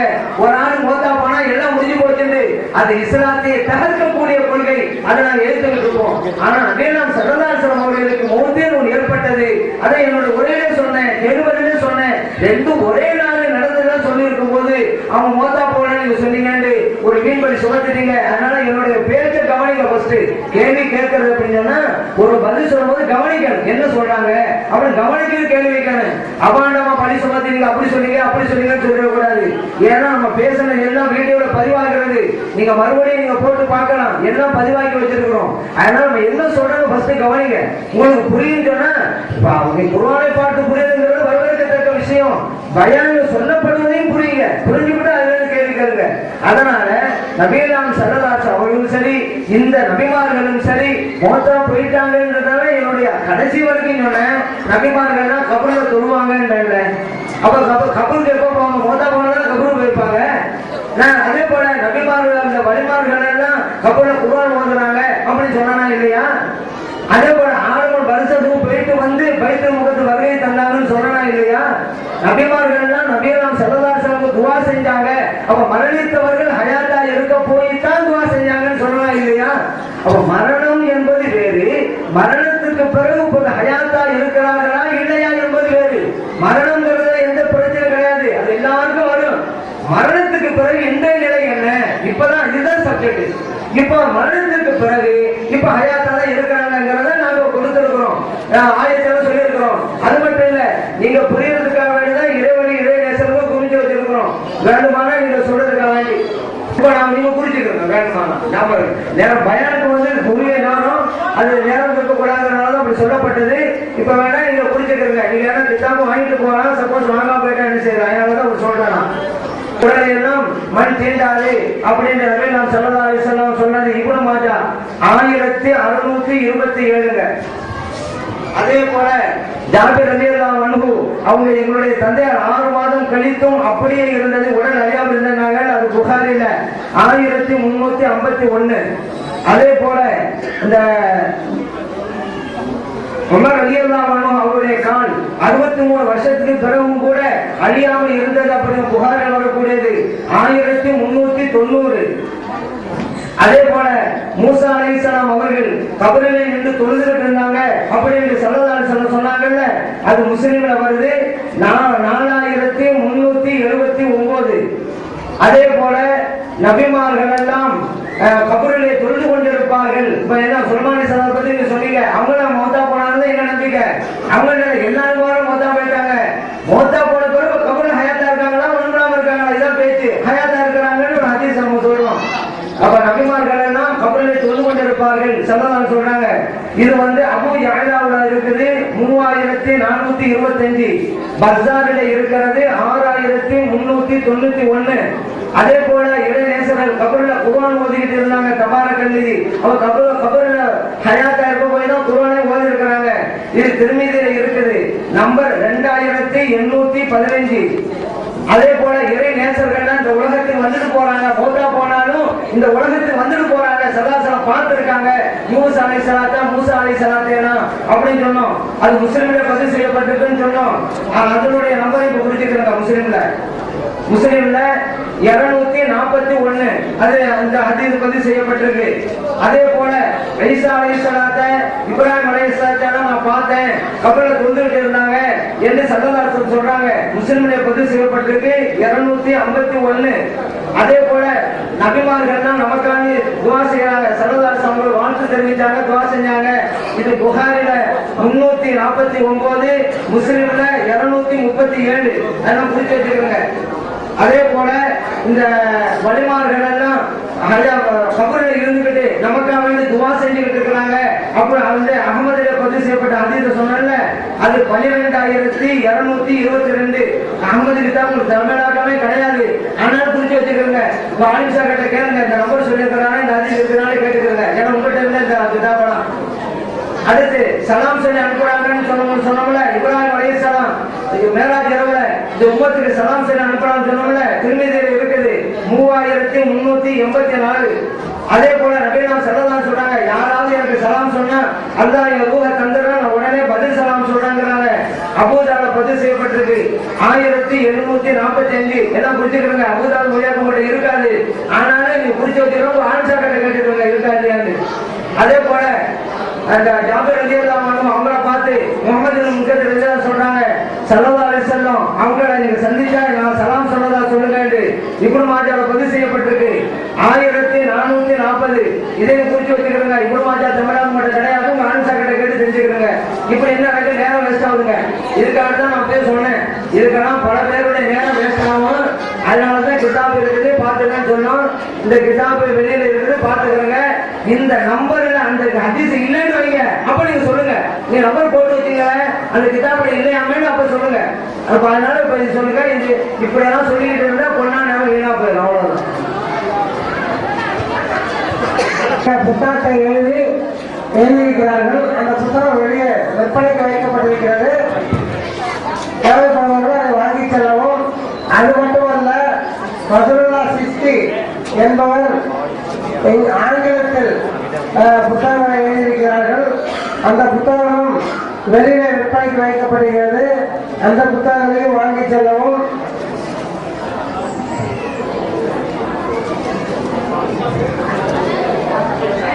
அடுத்து ஒரு கேள்வி எழுத அனுப்பியிருக்கிறாங்க. அதாவது தன்னைத்தானே தற்கொலை செய்து கொண்டவர்களுக்கு, அதாவது தூக்கு போட்டோ வேற ஏதாவது காரணத்தினால தற்கொலை செஞ்சாக்கா அவங்களுக்கு ஜனாதா தொழுகை இருக்கா இல்லையா அப்படின்னு கேள்வி எழுத அனுப்பியிருக்கிறாங்க. உன்னை நினைவுல வைங்க, மூமினாக யார் இருந்தாலும் சரிதான், முஸ்லிமாக யார் இருந்தாலும் சரிதான், அவங்க இறந்துட்டா அவங்களுக்கு ஜனாதா தொழுகை இருக்குதுங்க. ஆயிட்டாரு. ஈமானை விட்டுட்டு இஸ்லாத்தை விட்டுட்டு இன்னொரு மதத்துக்கு போயிட்டாரு வைங்க, அவர் இறக்குறாரு. அவருக்கு ஜனாசா தொழுகை இல்லை, ஏன்னா ஈமானில முத்துக்கு ஆயிட்டாரு. ஆனா முஸ்லீமா இருந்தா அவர் எந்த பாவம் செஞ்சிருந்தாலும் தற்கொலை ஒரு பாவம் தான். எந்த பாவம் திருடி இருந்தாலும் விபச்சாரம் பண்ணியிருந்தாலும் அதே போல கண்டுபிடிச்சு இருந்தாலும் அதோட எதுவும் கூடுதல் அர்த்தப்படாங்க, அது அப்படி வரைய கூடாதுங்க. இது கூடாது. ஆனா இதையெல்லாம் செஞ்சாரு ஒரு ஆளு, பாவம் இந்த பாவியா தான் இருந்தாரு, போட்டா போயிட்டாரு. இவருக்கு ஜனாசா தொழுகை இருக்கா இல்லையாண்டா இருக்கிறது. காரணம் ஒரு குற்றவாளி, ஆனாலும் ஒரு முஸ்லீம். ஆனா சில பேர் ஒரு ஹதீஸை தவிர வழங்கிட்டாங்க. எப்படின்னு கேட்டா, ஒரு மையத்தை இருந்துச்சு, நபி நாம் ஸல்லல்லாஹு வர்றாங்க, அவர் தற்கொலை பண்ணிக்கிட்டு அவர் இறந்து போனாருன்னு சொல்லப்படுது. இப்ப நபி நாம் ஸல்லல்லாஹு சொல்றாங்க, நான் தொலை வைக்க மாட்டேங்கிறாங்க. அம்மா அன பலா உசல்லி அலைஹி, இந்த மையத்துக்கு நான் தொலை வைக்க மாட்டேன் அப்படிங்கிறாங்க. இந்த ஹதீஸ் நசாயில பதிவு செய்யப்பட்டிருக்கு. அதே போல நபி நாம் ஸல்லல்லாஹு அலைஹி வஸல்லம் அவர்கள் அந்த மையத்துக்கு ஜனாசா தொழுகை தொழவில்லை அப்படிங்கிற மேற்று முஸ்லிம்ல பதிவு செய்யப்பட்டிருக்கு. இந்த ஹதீஸை வச்சுக்கிட்டு ஸல்லல்லாஹு அலைஹி வஸல்லம் தொலை வைக்க ரெண்டு வாரம் இல்ல தொழலையில அப்ப நம்ம எப்படி தொழுறாங்க, அப்படி தவறா வழங்கிட்டாங்க. ஆனா அந்த ஹதீஸ்ல நபி நாம் ஸல்லல்லாஹு அலைஹி வஸல்லம் தொழுவல ரைட்டு தான், சஹாபா பெருமக்கள் தொழுறாங்களா இல்லையா? ஸல்லல்லாஹு அலைஹி வஸல்லம் தானும் தொழுவாங்க, சஹாபாக்களை பார்த்து நீங்களும் தொலை நடத்தாதுன்னு சொன்னாங்களா? கிடையாதுங்க, நான் தொலை வைக்க மாட்டேன். ஏன்? இது ஒரு மிகப்பெரிய குற்றம் அப்படிங்கிறது இந்த சமுதாயத்துக்கு உணர்த்துவதற்காகத்தான் அதிலிருந்து விலகி கொண்டார்களே தவிர, ஆனால் சஹாபா பெருமக்கள் அந்த மையத்துக்கு தொழுகை நடத்தினார்கள்ங்கிறத இந்த ஹதீஸ் விரைவுகளை இமாம் நவவி ரஹ்மத்துல்லாஹி அவர்கள் சுட்டி காட்டுகிறார்கள். அது மட்டும் இல்ல, சில பேர் என்ன நினைக்கிறேன்னு சொன்னா, தற்கொலை பண்ணிட்டா நபி நாம் ஸல்லல்லாஹு அலைஹி வஸல்லம் நிரந்தரம் சொல்லிவிட்டாங்கல்ல அப்படிங்கிறது. அதே நபி நாம் ஸல்லல்லாஹு அலைஹி வஸல்லம் அவர்கள் தற்கொலை செய்தவருக்காக அல்லாஹும் மக்ஃபிர், இறைவனே அவரை மன்னிப்பாயாக என்று பிரார்த்தனை பண்ணியிருக்கிறாங்க. அப்போ ஒரு ஆளுக்கு ஈமான் இல்லைன்னு சொன்னா அவர் மன்னிப்பாயான்னு ஸல்லல்லாஹு துஆ செய்வாங்களா? அதனால ஸல்லல்லாஹு அலைஹி வஸல்லம் அவர்கள் இந்த பாவம் கொடூரமானதுங்கிறத இந்த உம்மத்துக்கு சுட்டி காட்டணுங்கிறதுனால ஒதுங்கினாங்களே தவிர சஹாபா பெருமக்கள் தொழுகை நடத்தினார்கள் என்பதுதான் உண்மையாகும். ஸல்லல்லாஹு அலைஹி வஸல்லம் இந்த விஷயத்துக்கு மட்டுமா ஒதுங்கினாங்க? இதை மட்டும் கையில தூக்கிட்டு ஸல்லல்லாஹு அலைஹி வஸல்லம் தொழ வைக்க மாட்டேன்ட்டாங்க, ஆனாலும் தொழுகை இல்லைங்கிறாங்களே, இது மட்டுமா சொன்னாங்க? ஒரு மையத்து வருதுங்க, அதே நாம் ஸல்லல்லாஹு கேட்கிறாங்க, இந்த மையத்துக்கு கடல் இருக்கிறதான்னு கேட்கிறாங்க. ஆம், கடல் இருக்கிறது யாரும் சொல்லலாம். அதே நாம் ஸல்லல்லாஹு சொன்னாங்க, நான் தொழ வைக்க மாட்டேன்ட்டாங்க. இப்போ கத்தாதா ரலியல்லாஹு அன்ஹு சொன்னாங்க, யாரும் சொல்லலாம், இவருடைய கடன் அடைக்கிற பொறுப்பை நான் ஏற்றுக்கொள்றேன். நபி நாம் ஸல்லல்லாஹு அலைஹி வஸல்லம் சொல்லி நடத்துறாங்க, புகாரில பதிவு செய்யப்பட்டது. இப்ப இந்த ஹதீஸ் வச்சுக்கிட்டு ஒரு மையத்து வருது, அவர் கடன் இருக்குதா? ஆம் இருக்கிறது, ஆக ஜனாதா தொழுகை இல்லை. காரணம் ஸல்லல்லாஹு அலைஹி வஸல்லம் அவர்கள் கடன் இந்த மையத்துக்கு தொழ மாட்டேன் என்று சொன்னார்கள் அப்படின்னு சொல்ல முடியுமா? அப்படி யாரும் சொல்றாங்களா? சொல்றது இல்லை, இது போட்டு எடுத்துக்கிட்டாங்க. அப்ப எப்படி கடன் வாங்கினா அடைச்சிடணும், அதோட போக கூடாது, மறுபடியும் மாட்டிக்கிறாரு அப்படிங்கிற காட்டுறதுக்கு தான் நான் தொலைக்க மாட்டேன். அதே போலதான் ஜனாசா தொழுகை வந்து ஒரு தற்கொலை பண்ணவரா இருந்த போது இது மிகப்பெரிய பாவம். அல்லாஹ் எடுக்கிற முடிவை இவர் எப்படி தாங்கள் எடுத்தாரு? அல்லாஹ்வோட ஒரு ஆள் மூத்தாக்குற அதிகாரத்தை பெற்றுக்கிறான், ஆனா இவர் அல்லாஹ்வுடைய அதிகாரத்தை விட்டுப்படி ஏற்கனவே நான் எடுப்பேன்னு சொல்லி தற்கொலை பண்றாங்கன்னா அல்லாஹ்வுக்கு கோபத்தை உண்டு பண்ணும். அப்படியே காட்டுறதுக்கு நான் தொலை வைக்க மாட்டேன். அம்மா அண்ணங்கிறாங்க, நான் தான் தொலை வைக்க மாட்டேன். வாதம் இப்படி இருக்கிறது நசாயிலே. அதனால சஹாபா பெருமக்கள் நடத்தி இருக்கிறாங்க, அதே போல நாமும் நடத்த வேண்டும். ஹதீஸ் அப்படித்தான் சொல்லி காட்டுது. நபி நாம் ஸல்லல்லாஹு அலைஹி வஸல்லம் அவர்கள் பிரார்த்தனை கூட மன்னிப்புக்காக செய்திருக்கிறார்கள் அப்படிங்கறதை நம்ம பார்க்கிறோம். முதல் மட்டும் போதும் நினைக்குமா, இல்ல நம்ம கொள்கையை படி அப்படி சொல்றாதான் எனக்கு மாற்றி.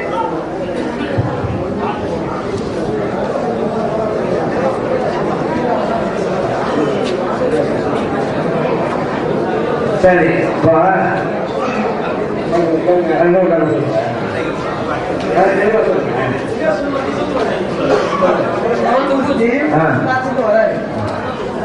தொழுதா மட்டும் போதும் நினைக்குமா, இல்ல நம்ம கொள்கை படி நம்ம கூட வந்து சொல்றாதான்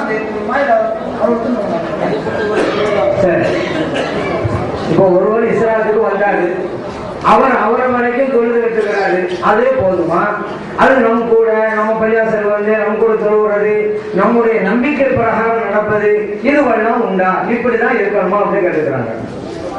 இந்த தொழுகைங்கிறதுக்கு பின்னால் சொல்றேன். நம்பிக்கை நாங்கல்ல, நம்பிக்கை நம்முடைய நம்பிக்கை அவருக்கு வரணுங்க. அப்பதான் இஸ்லாத்தை ஏற்றுக்கொண்டதற்கு அடையாளம். இஸ்லாத்துக்கு வந்துட்டு நம்ம நம்பிக்கை அகீதா கொள்கை இல்லைன்னு வச்சுக்கோங்க, அப்ப அது வந்து பிரயோஜனம் கொடுக்காது மறுமையில. இஸ்லாத்துக்கும் வரணும், நம்ம சுன்னத் ஜமாஅத் அகீதாவும் இருக்கணும். அப்பதான் ஒரு மறுமையில எடுத்துக்கொள்ள முடியும். இது ஒரு சப்ஜெக்ட். அடுத்த சப்ஜெக்ட் என்ன? தொழுகை. அவரா தொழுதா போதுமா, நம்மளோட பள்ளியில வந்துதான் தொழுமான்னு கேட்டீங்க. தொழுகையில் வரும்பொழுது அவரா தொழுதுட்டா கூட அந்த கடமை நிறைவேறதான் செய்யும். பள்ளிக்கு வந்து தொழாமல் அவர் வீட்டிலே தொழுகிறாரு, கடையிலே தொழுகிறாரு, அல்லது கடற்கரை தொழுவாரு, எங்க இடம் இருக்கு ரோட்டில கூட பக்தம் வந்து தொழுகிறாரு வச்சுக்கோங்க, கடமை நீங்க தொழுதுட்டாருதான். நம்ம பள்ளிக்கு வந்து ஜமாத்தா தொழுவலன்னு சொன்னா 27 மடங்கு அதிக நன்மை கிடைக்கும்ல, அதை இழக்கிறார். அதிக நன்மை பெறுவதை அவர் தவிர்க்கிறாரே தவிர கடமை நிறைவேற்றிட்டார். ஏன் தொழுதுட்டார்? பள்ளிக்கு வந்துதான் தொழுவோம்னு மார்க்கம் சொல்லல. ஏன்னா நம்ம உம்மத்துக்கும் மற்ற உம்மத்துகளுக்கு நான் வித்தியாசங்களாம் நாம் சலதாசனம் கொடுக்கணும். மற்ற உம்மத்துலாம் அவங்க அவங்களுடைய ஆலயங்களுக்கு வந்துதான் கடமை நிறைவேற்றணும். ஆனா இந்த உம்மத்துக்கு இடத்தில் அருது குல்லஹா மஸ்ஜிதா, இந்த மண்ணுலகம் முழுவதும் தொழிலிடமாக ஆக்கப்பட்டிருக்கிறது. என் உம்மத்துக்கு அல்லாஹ் வழங்கிய மாபெரும் அருட்கொடை அப்படிங்கிறான் நாம் சலதாசனம். அதனால எங்க வேண்டுமானாலும் தொழுது கொள்ளலாம், அது பிரச்சனை இல்லைங்கிறத நம்ம புரிஞ்சுக்கணும். மரணறையில் உள்ளவர்களை நீர் செவியேற்கப்பட மாட்டார்கள் அப்படின்னு குர்ஆன்ல இருக்கு. அப்புறம் நீங்க எப்படி சொல்லியிருக்கேன், இந்த மாதிரி மைதானவங்களுக்கு காது கேட்கும், நம்ம வந்து சலாம் சொல்லணும் அப்படின்லாம் நீங்க சொல்றீங்க. அப்ப இந்த குர்ஆன்ல இருக்கிறது வந்து பொய்யா? அன்பார்ந்த பெரியவர்களே, இந்த ஒரு வசனத்தை அவங்க ஓதி காமிச்சாங்க. அதுல அல்லாஹ் சொல்றது என்னன்னு கேட்டா, இன்னக லா துஸ்மிஉல் மௌதா. நபி நாம் ஸல்லல்லாஹு அலைஹி வஸல்லம் பார்த்து அல்லாஹ் சொல்றான், நபி அவர்களே, மரணித்தவர்களை நீங்கள் கேட்க வைக்க மாட்டீர்கள், நீங்கள் செவியேற்க வைக்க மாட்டீர்கள், உங்களால் அது முடியாது அப்படின்னு அல்லாஹ் சொல்றான். அப்புறம் என்ன அர்த்தம்? கேட்க வைக்கிறது, பார்க்க வைக்கிறது, இதுவெல்லாம் என்னுடைய வேலை, நானும் அந்த சக்தியை கொடுக்கணும், இதை நீங்க செய்ய முடியாது என்றுதான் அந்த வசனத்தில் இருக்கிறதை தவிர மையத்து கேட்காது என்ற வாசகம் எங்க இருக்குது? இப்ப நீங்க செவியேற்க வைக்க மாட்டீங்கன்னு வாசிங்க, உண்மை அதுதான். சரி, மையத்து அப்படி இருக்கும் பொழுது மையத்து கேட்கும், சலாம் சொல்லலாம் என்று நீங்கள் எப்படி சொன்னீர்கள்? என்ன பார்த்து கேட்கிறீங்களே? நானா சொன்ன மையத்து கேட்கும் நபீலாம் ஸல்லல்லாஹு சொல்லி இருக்கிறாங்கன்னு புகாரியில காமிச்சானா? நபீலாம் ஸல்லல்லாஹு சொல்றாங்க, நீங்க அடக்கம் செஞ்சுட்டு திரும்ப வந்தா செருப்புடைய அந்த சப்தத்தை கூட மையத்து கேட்கிறது என்று நபீலாம் ஸல்லல்லாஹு சொன்னாங்க. புகாரில் இருக்குன்னு சொன்னேன், நான் சொல்லல. அப்போ இந்த வசனம் இப்படி இருக்கும்போது இப்படி சொல்லலாமாண்டா? இப்ப நபீலாம் ஸல்லல்லாஹு அவர்கள் இந்த வசனத்துக்கு முரணான கருத்தை சொன்னாங்க. வசனத்தை சொன்னதே நபீலாம் ஸல்லல்லாஹு தான். அவங்க எப்படி ஆயத்துக்கு முரணான ஒரு கருத்தை சொல்லுவாங்க? மனிதர்கள் வேணா சொல்லலாம், ஸல்லல்லாஹு சொல்லுவாங்களா? அதனால ஆயத்தில் இருக்கிற விஷயம் வேற, ஹதீஸ்ல கேட்பார்கள் வேற. ஹதீஸ்ல கேட்பார்கள் என்றே இருக்கிறது. ஆனா குர்ஆன்ல நீங்க ஓதுன வசனத்துல மையத்து கேட்காது இந்த வாசகமே கிடையாது. அப்படி இருக்கிறதா எப்படி தெரியுமா வரும்? அருமை மொழி பிரகாரம் லா தஸ்மஉல் மௌதான்னு வரணும். அப்பதான் மையத்து கேட்காதுன்னு அர்த்தம் வைக்க முடியும். இங்க எப்படி வருது? இன்னக நிச்சயமாக நீங்கள் நபியை பார்த்து மரணித்தவர்களை கேட்க வைக்க முடியாது அப்படின்னு இருக்குது. சரி, அப்ப இதுல என்ன சொல்றோம்? அல்லாஹ் தஆலா நீங்க கேட்க வைக்க முடியாது, நான் கேட்க வைப்பேங்கிறான். அதுக்கடுத்து ஒரு இல்லாமை யூமின் ஆயாத்தை நீ ஓதுறீங்கல்ல, அதை இன்னும் கொஞ்சம் தொடர்ந்து படிங்க. நீ ஓத போகுது, அதுல வருது, யார் நம்முடைய அத்தாட்சிகளை ஏற்றுக்கொண்டார்களோ அவர்களை உங்களால் கேட்க வைக்க முடியும் என்ன வருது? நீங்க படிச்சீங்க, தொடர்ந்து நீங்க படிக்க வருது. அப்ப இங்க என்னன்னு கேட்டா, நேர்வழி காட்டுதல்ங்கிறது என் கையில இருக்குது. ஆனா நானும் உங்களுக்கு கொடுப்பேன். நம்ம அத்தாட்சி யாரும் ஒப்பு கொள்றாங்களோ அவங்களுக்கு உங்களால கேட்க முடியும், அவங்கள நேர்வழி போடுவாங்க. மத்தவங்களுக்கு முடியாம மையத்துல அர்த்தம் இது இறந்து போன மையத்துங்கிறது அல்லங்க. இதை கிடைக்க ஒரு வாதத்தை அவங்க ஒப்பு கொண்டாங்க. இதுக்கு முன்னாடியெல்லாம் அதை மையத்துனாங்க. அது எங்க மையத்தாங்க?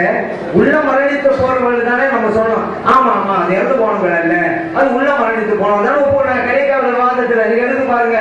ஏன்னா உண்மையும் அதுதான். ஏன்னா இறந்து போனவங்க சொன்னா யாரையும் தானே கேட்க முடியாது. அதுக்கு அல்ல சொல்றானே, நம்முடைய வத்தாட்சிகளை ஏற்றுக்கொண்டவர்களா உங்களை கேட்க வைக்கணும்னு அல்ல வச்சிருக்கானே. அதனால நம்ம ஒரு வாதத்துக்காக தான் பேசுறது. இந்த விளக்கம் தான் கொடுத்தவங்க சில பேர் சொல்றது என்னங்க, அல்ல மரணித்தவங்க சொல்றான், நீங்க என்ன உள்ள மரணித்தவர்கள் நெஞ்ச மரணி ஏன் அப்படி சில பேர் விளக்கம் சொல்லுவாங்க. அதுக்கான அது இடம் கொடுக்கறதே கிடையாது. சரிங்க, மரணித்தவங்க வச்சுக்கிறாங்க, மையத்து தாங்க. அங்க என்ன இருக்குது? நபி அவர்களே நீங்க கேட்க வைக்க முடியாது, எங்க கூட அந்தாங்க நபி கேட்க வைக்க முடியாது, அல்லா தாங்க கேட்க வைப்பான், எங்க கூட அதுதாங்க அல்லா தான் கேட்க வைப்பான், நபியா முடியாது, எங்க கொள்கையும் அதுதான். ஆனா மையத்து கேட்காதுன்னு அங்க கிடையாது. மையத்து கேட்க நபி தான் சொல்லலாம் சொல்லி இருக்கிறாங்க. மையத்து கேட்காது என்பதுதான் வசனத்தின் பொருள் என்றால் அந்த வசனத்துக்கு எதிராக நபி நாம் சொல்லலாம் சொல்ற ஒரு கருத்தை வைத்திருக்க மாட்டார்கள். யாரை பார்த்து குற்றம் சொல்றது இப்படி சொன்னாங்க அப்படிங்கறத நம்ம புரிஞ்சுக்கணும்.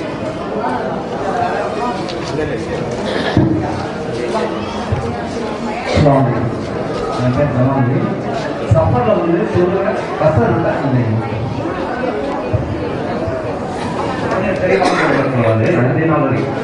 சஃபர்ல கசரத்து இருக்குதா இல்லையா? அதே நம்ம தங்க போற எத்தனை நாள் வரைக்கும் ஒரு ஊர் போயிட்டோம், அந்த ஊர்ல வந்து எத்தனை நாள் வரைக்கும் கஷ்டம் வந்து தொழுது அப்படின்ற கொஞ்சம் தெளிவா சொல்லுங்க. சகோதரர் கேட்டுக்கிறாங்க, சபர பயணத்துல கசர் தொழுகை உண்டா? கசர் என்றால் தொழுகையை சுருக்கி தொழுவது. கசர் என்றாலே சுருக்குவதுன்னு அடுத்த அனுப்ப முடியல, அதான் நம்ம கசர் தொழுகைங்கிறோம். நம்ம மார்க்கத்துல கசர் தொழுகைன்னு ஒண்ணு இருக்கிறது.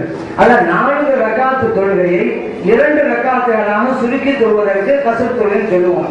இப்ப 4 ரக்காத் தொழுகையை 2 ரக்காத் தொழுகிறதுங்கிறத நான் லுஹர்ல செய்ய முடியும், அசர்லையும் செய்ய முடியும், இஷாவிலையும் செய்ய முடியுங்க. இப்ப சுபுவுக்கு 2 ரக்காத் இருக்கு, இதை ஒன்னா குறைக்க முடியுமா? முடியாது, 2 தான் சொல்லணும். இங்க கசர் கிடையாது. மகரிபு 3 ரக்காத் இருக்கு, இதை குறைக்க முடியுமா? அது முடியாது, 3 தான். அப்ப கசருங்கிறது லுஹர், அசர், இஷா 3க்கும் உண்டு. 4ஐ 2ஆல் சுருக்கி கொள்வது. இது பயணத்திலே இப்படி செய்வது வாஜிப், ஹனஃபி மதம் பிரகாரம் வாஜிப், சுருக்கிதான் தொழணும். இதுக்கு அளவு என்ன அப்படின்னு கேட்டா, நம்ம ஊரில் இருந்து எந்த ஊருக்கு போறோமோ அதுக்கு 60 மைல்கள் இருக்காங்க. இதுல ஒரு சில கருத்து வேறுபாடு இருக்கும். மைல்கள் சொல்றதுல சில பேர் கருத்து வேறுபாடு சொல்லுவாங்க. நீங்க 60 மைல் ஒரு கணக்கு வச்சுக்கோங்க. அதனால நான் பக்கத்துல போறேன், பயணம் போறேன் அப்படிங்கிறதுனால நான் செம்பூருக்கு போனேன், கசூர் போனேன் அப்படின்னு சொல்ல முடியாது. ஏன் இங்கே போலதான் இருக்குது. அப்ப பயணம் சிரமத்தை குறைக்கிறதால சல்லாசம் தர்றாங்க. நீங்க செம்பூருக்கு போயிட்டு வந்த சிரமமா? அதனால பயணம் கொஞ்சம் அதிகமா இருக்கணும். அதான் ஒரு 60 மைல்கள் அப்படிங்கிறது. ஏன்னா அந்த பரிசத்துங்கிற வார்த்தைக்கு இமாம்களுக்கு மத்தியில அளவு என்னங்கும் பொழுது கொஞ்சம் கொஞ்சம் வித்தியாசப்படும். நம்ம 60 மைல்கள் வச்சுக்க வேண்டியதுதான். இப்ப நம்ம ஊருடைய எல்லை விட்டும் தாண்டின உடனேயே கசூர் பண்ணிடலாம். இப்ப நம்ம சீத்தாக்காம வசிக்கிறீங்கன்னு வைங்க, புறப்படுறீங்க, இப்ப செம்பூர் போனாலும் சீத்தாக்காமுக்கு ஊரை விட்டுட்டீங்க.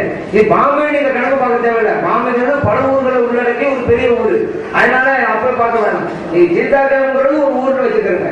இதை விட்டு நினைப்ப செம்பூர் போயிட்டீங்க, நீங்க போறது ஒரு தொலைவுக்கு. நீங்க இந்த ஊரை சீத்தாக்காம தாண்டிட்டாலே கசூர் செய்வது உங்கள் மீது கடமையாக வாஜிபாக விடுகிறது. சரி, எந்த ஊருக்கு போனோமோ அந்த ஊரை போய் இறங்கிட்டோம். இப்போ இறங்கின பிறகு நம்ம கசூர் தொழுவதா அதை 4வது தொழுவதா கேள்வி வருது. இப்ப நீங்க போய் இறங்குறீங்கல்ல ஒரு ஊர்ல, எத்தனை நாளைக்கு தங்க போறோம்னு பாருங்க. இப்ப இங்க எல்லாம் அனுப்பிச்சுதானே, நீங்க எல்லாம் அனுப்பி இருக்கிறதுனால அந்த சட்டம் சொல்லிடுறேன். இப்ப வந்து நீங்க ஒரு ஊர்ல 15 நாட்கள் தங்க போவதாக நீங்க முடிவெடுத்துட்டீங்களாக்கா, போய் இறங்கின உடனே உங்களுக்கு முசாஃபிர் சட்டம் இல்ல, முக்கியம் சொல்லுவாங்க. அந்த ஊர் வாசி மாதிரி ஆயிருக்கீங்க. போய் இறங்கின நாளா தான் சொல்லுவாங்க. ஏன் நீங்க 15 நாள் தங்க போறீங்க, அதனால இல்ல நீங்க வந்து 10 நாள் தங்க போறீங்க, 12 நாள் தங்குவீங்க, 13 நாள் தங்குவீங்க, அது அவ்வளவுதான் உங்களுடைய எய்ம் இருக்குது. என்ன பண்ண அதுக்கு திரும்பீங்கன்னா நீங்க இருக்கிற நாள் வரைக்கும் 4 ரக்காத்தை 2ஆவே சொல்லிட்டே வாங்க. நீங்க முசாஃபிர் சட்டத்தில் இருப்பீங்க.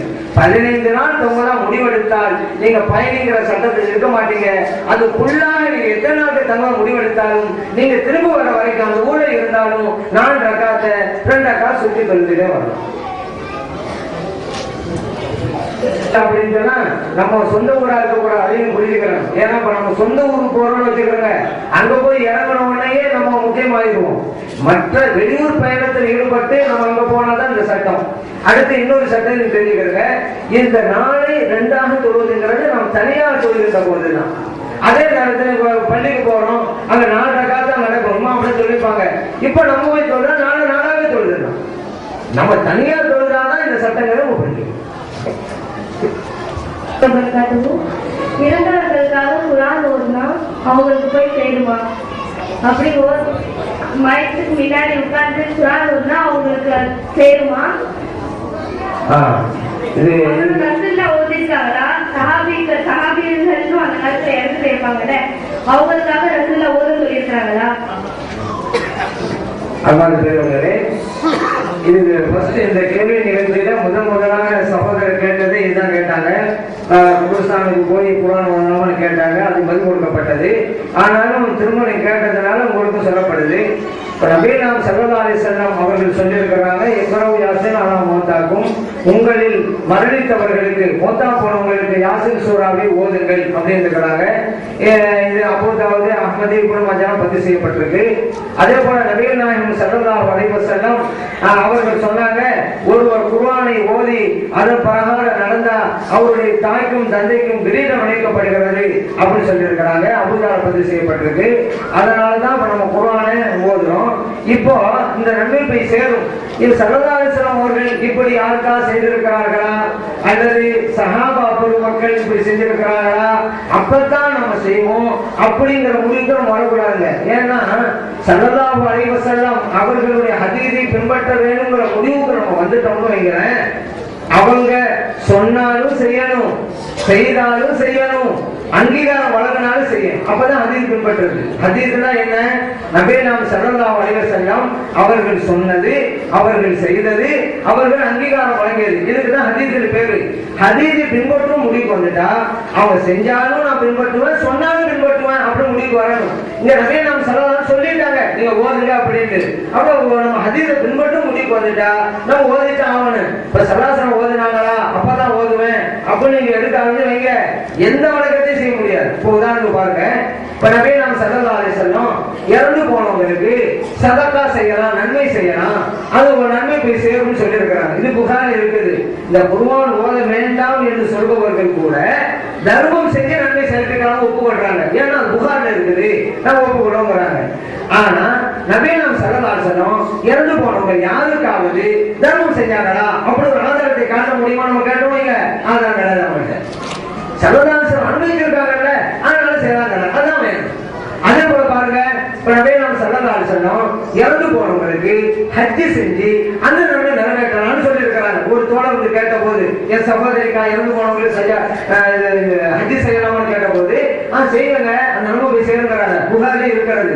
இதை வந்து குர்ஆன் ஓத வேணாம்னு சொல்றாங்கல்ல, இறந்து போனவங்களுக்கு ஸல்லல்லாஹு அலைஹி வஸல்லம் ஓதுனார்களா அப்படி கேட்டுட்டு இருக்காங்கல்ல, அவங்க இறந்து போனவங்களுக்கு ஹஜ் செய்யலாம் அப்ப ஒப்புக்கொள்றாங்க.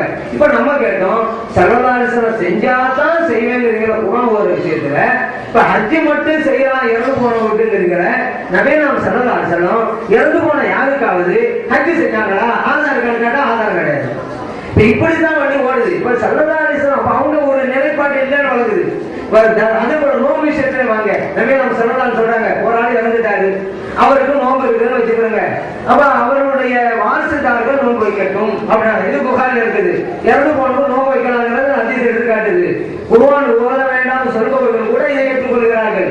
அவங்ககிட்ட போய் நோன்பு வைக்கலாங்கிறது இறந்து போனவங்களுக்கு சரி, ஸல்லல்லாஹு அலைஹி வஸல்லம் இறந்து போனவங்க யாருக்காவது நோன்பு வச்சாங்க ஆதார் கார்டு கேட்டாங்க, ஆதார் கிடையாது. இதுல என்ன வழங்குது? அப்ப ஸல்லல்லாஹு அலைஹி வஸல்லம் அவங்க சொன்னதையும் பின்பற்றணும், செய்தி பின்பற்றணும். அப்ப சதகாவுல அவங்க சொன்னதுனாலதான் பின்பற்றோம், மையத்துக்கு தர்மம் செய்யறோம்.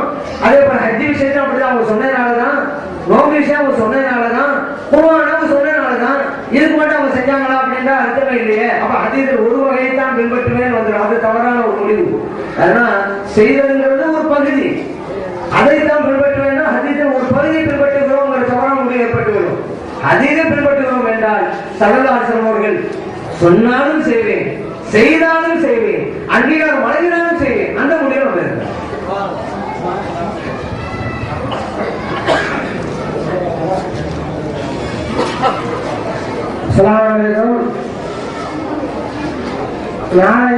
நாளை மறுநாளும் ஆசான் ஸ்கூலில் இந்த சுதந்திரத்து மார்க்க விளக்க பொதுக்கூட்டம் நடைபெறும். அனைவரும் தவறாமல் கலந்து கொள்ளவும். மேலும் பெண்களுக்காக தனி இடவசதி செய்யப்பட்டது மட்டுமல்லாமல் அவர்களுக்காக ப்ராஜெக்டர் செட் செய்யப்பட்டிருக்கிறது. ப்ராஜெக்டர் அவர்கள் பெண்களும் அந்த ப்ராஜெக்டரில் பயானை பார்த்து கொண்டே கேட்கலாம். ஆகையால் கண்டிப்பாக நாளையும் மறுநாளும் ஆசான் ஸ்கூலில் எல்லாரும் வந்து கலந்து கொள்ளும்படி கேட்டுக்கொள்கிறோம். இன்னும் நேரம் அதிகமாகிவிட்டது. நாம் சொன்ன நேரத்தை விட நேரம் கடந்து விட்டது. ஆகையால் இந்த ஒரு கேள்வியோடு முடித்துக் கொள்கிறோம்.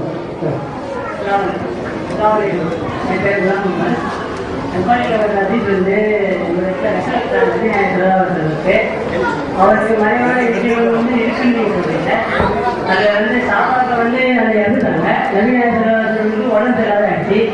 அது எப்படி மறைவான விஷயத்தை அவருக்கு எப்படி தெரியாத போச்சு, அதோட விளக்கம் வந்து கொஞ்சம் தெளிவாக சொல்ல முடியும். அன்பானவர்களே, நபிகள் ஸல்லல்லாஹு அலைஹி வஸல்லம் அவர்களுக்கு விஷம் வைக்கப்பட்டது.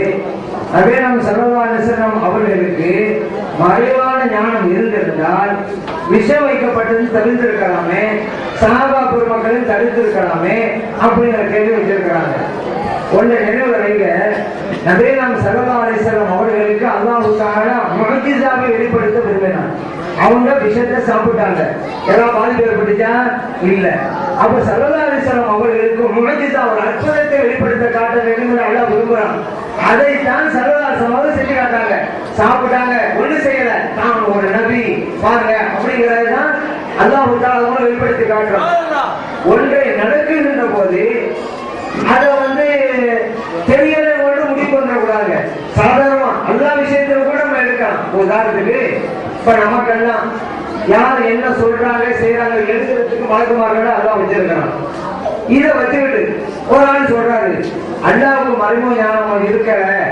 ஏன்னா அப்படி இருந்தா யாரு என்ன செய்யறாங்கிறத எழுத ஏன் மலக்க வைக்கணும்? அல்லாஹ்க்கு தான் எல்லாம் தெரியுங்க. அப்படி எல்லாரும் வச்சுக்கிறீங்க, இது சரியா வருமா? அந்த மாதிரிதான் உலகத்தில் எது நடக்கணுமோ இது கூட ஒரு ஆள் இருக்கிறாரு. இந்த நாத்தியவாதிகள் சார் கேள்வி வைப்பாங்க, எப்படி தெரியுமா? என்னங்க ஏன் நல்லா குரானே சொல்றாங்க, நபியினை இதுக்கு முன்பு வாழ்ந்தவர்கள் நபிமார்களையே கொண்டார்கள் அப்படிங்கிற அல்லாஹ் தஆலா. இந்த நபியெல்லாம் யாருடைய வேலையை பார்த்தாங்க? அல்லாஹ்வுடைய கட்டளை தான் நிறைவேற்ற போனாங்க. அல்லாஹ்வுடைய கட்டளை நிறைவேற்ற போனவங்களுக்கு கிடைச்ச தண்டனை என்ன? கொலை தண்டனை. மக்கள் கொள்றாங்க. அப்ப அல்லாஹ் என்ன நினைச்சிருக்காங்க? ஒரு ஆள் கேட்கிறாரு, இறைவனுக்காக வேலை செய்ய போனாங்க, அந்த மக்கள் கொலை செய்ய வரும்பொழுது அல்லாஹ் தடுத்துக்க வேண்டியதாங்க, என்ன செஞ்சான் அப்படிங்கிறார் ஒரு ஆள். இது சரியாகுமா? அல்லாஹ்வுடைய எழுத்து அப்போதைக்கே நிறைவேறும். அந்த நபிமார்கள் எல்லாம் ஷஹீதாக்கப்பட்டு தான் இந்த உலகத்துக்கு போவார்கள் என்பது இவருடைய எழுத்து. அதுதான் நடக்கும். அதே போல ஒவ்வொரு விஷயத்தையும் நம்ம பார்க்கிறோம். இறைவனுடைய சரி இப்ப இன்னும் வைப்போமே, இப்ப உஹது யுத்தத்துல முஸ்லிம்கள் பாதிப்பு. இப்ப அல்லாஹ் தஆலா சொல்லிருப்பாங்க, இந்தாங்க இதுக்கு போவாதீங்க, போனா உங்களுக்கு தான் பாதிப்பு. அப்ப தடுத்து நபிக்கு செய்தி சொல்லி தடுத்திருக்கலாமே, ஏன் அல்லாஹ் செய்யல, ஏன் அனுப்பி வச்சான்? அந்த யுத்தத்துல முஸ்லிம்களுக்கு தான் பாதிப்பு என்று அல்லாஹ் எழுதி வச்சிருந்தான். அது நடக்கணும். இல்லன்னா அல்லாஹ் தஆலா செய்தியை சொல்லி நபியை நீங்க போவாதீங்க, இந்த யுத்தம் போவாதீங்கன்னு சொல்லிருப்பாங்க. அல்லாஹ் அப்படி எல்லாம் எழுதி வச்சே நடக்கும். அவை ஸல்லல்லாஹு அவர்களுக்கு விஷம் கொடுக்கப்படும், அதன் மூலம் அவர்கள் நபி என்கிற அற்புதம் வெளிப்படும். அப்படிங்கிற அல்லாஹ்வுடைய எழுத்தை அதற்காக அவங்க சாப்பிட்டாங்க. अस्सलाम वालेकुम रहमतुल्लाहि व बरकातुहू। खाने को पहने के तो भी चलेगा, नहीं पहने के तो भी चलेगा करके आपका एक बात है। मगर वो खादी को पहनने के लिए शादी से पहले 5 औरत लोग, शादीशुदा औरत लोग इसको पुराना चाहिए और बेवा औरत लोग नहीं पुराना चाहिए। और ये भी एक शास्त्र में कि वो आके शादीशुदा औरत 50-60 साल अच्छे से जिए थी औरत शौहर के साथ, वो औरत ही वो खादी को बांधना चाहिए। ये सब गलत नहीं है क्या? ये सब एक शास्त्र नहीं है क्या? तो कैसा है, सवाब भी नहीं है और अच्छा भी है करके बोल सकते हैं।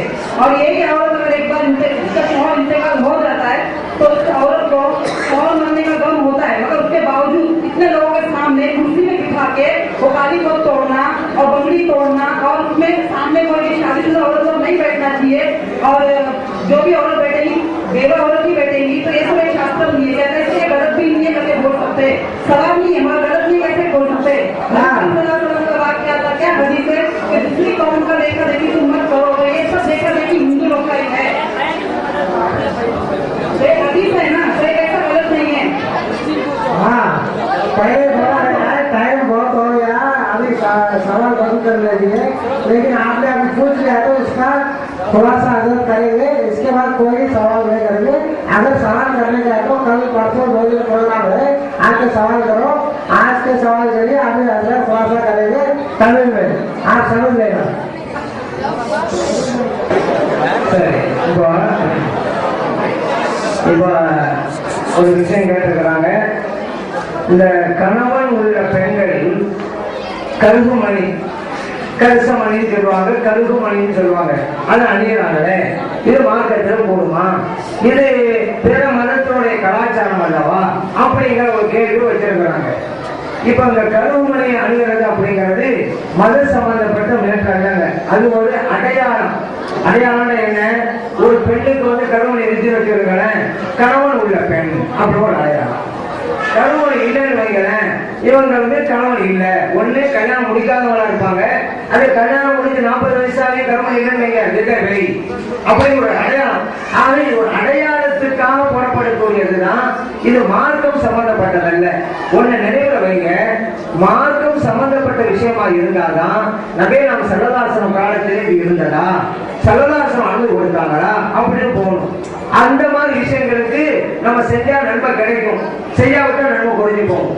ஆனா உலக சம்பந்தப்பட்ட மேற்று செய்யறோம்ல, அது செஞ்சா நன்மை இருக்கு அப்படின்னு யாரும் சொல்ல மாட்டோம். செய்யாம விட்டுவிட்டாரு ஆனா நன்மை போச்சுன்னு சொல்ல மாட்டோம். உதாரணத்துக்கு ஒரு பெண் வந்து கசுமணி அணிஞ்சிருக்காங்கன்னு வச்சுக்கிறேங்க, கசுமணி போட்டிருக்காங்கல்ல, அவருக்கு நன்மை இருக்குது, சவாபு இருக்கு அப்படி சொன்னாதான் அது இபாதத். அது இபாதத்தானா நபி நாம் ஸல்லல்லாஹு காலத்தில் இருந்ததா அப்படி ஆதாரம் பார்ப்போம். இது இபாதத்து இல்லையே, கசுமணி போட்டாலும் ஒண்ணுதான், போடாவிட்டாலும் ஒண்ணுதான். இந்த துண்டு போட்டுக்கன்னு வச்சுக்கிறேங்க, இந்த துண்டு போட்டிருக்கிறேன். ஒரு ஆள் கேட்கிறாரு, ஸல்லல்லாஹு அலைஹி வஸல்லம் அவர்கள் எப்படி போட்டார்களா, சாபம் அவர்கள் போட்டார்களா, எப்படி இங்க போடலாம் அப்படின்னு கேட்டாங்க. நான் சொல்லுவேன், இது போட்டா நன்மை என்று நான் சொன்னால்தான் சலாசம் போட்டார்களான்னு ஆதாரம் கேட்கலாம். நான் இது போட்டா எனக்கு நன்மை ஒன்றும் சொல்லல, இது போட்டா எடுத்தனால நன்மை போச்சுன்னு சொல்லல. இது அந்த மாதிரி தான் நம்ம ட்ரெஸ் கொடுக்கறது, சாப்பாடு. இப்போ பாருங்களேன், நம்ம சோறு சாப்பிடுறோம்னு வச்சுக்கிறோங்க, இப்போ ஒவ்வொரு நாளும் செஞ்சுட்டு இருக்கோம்.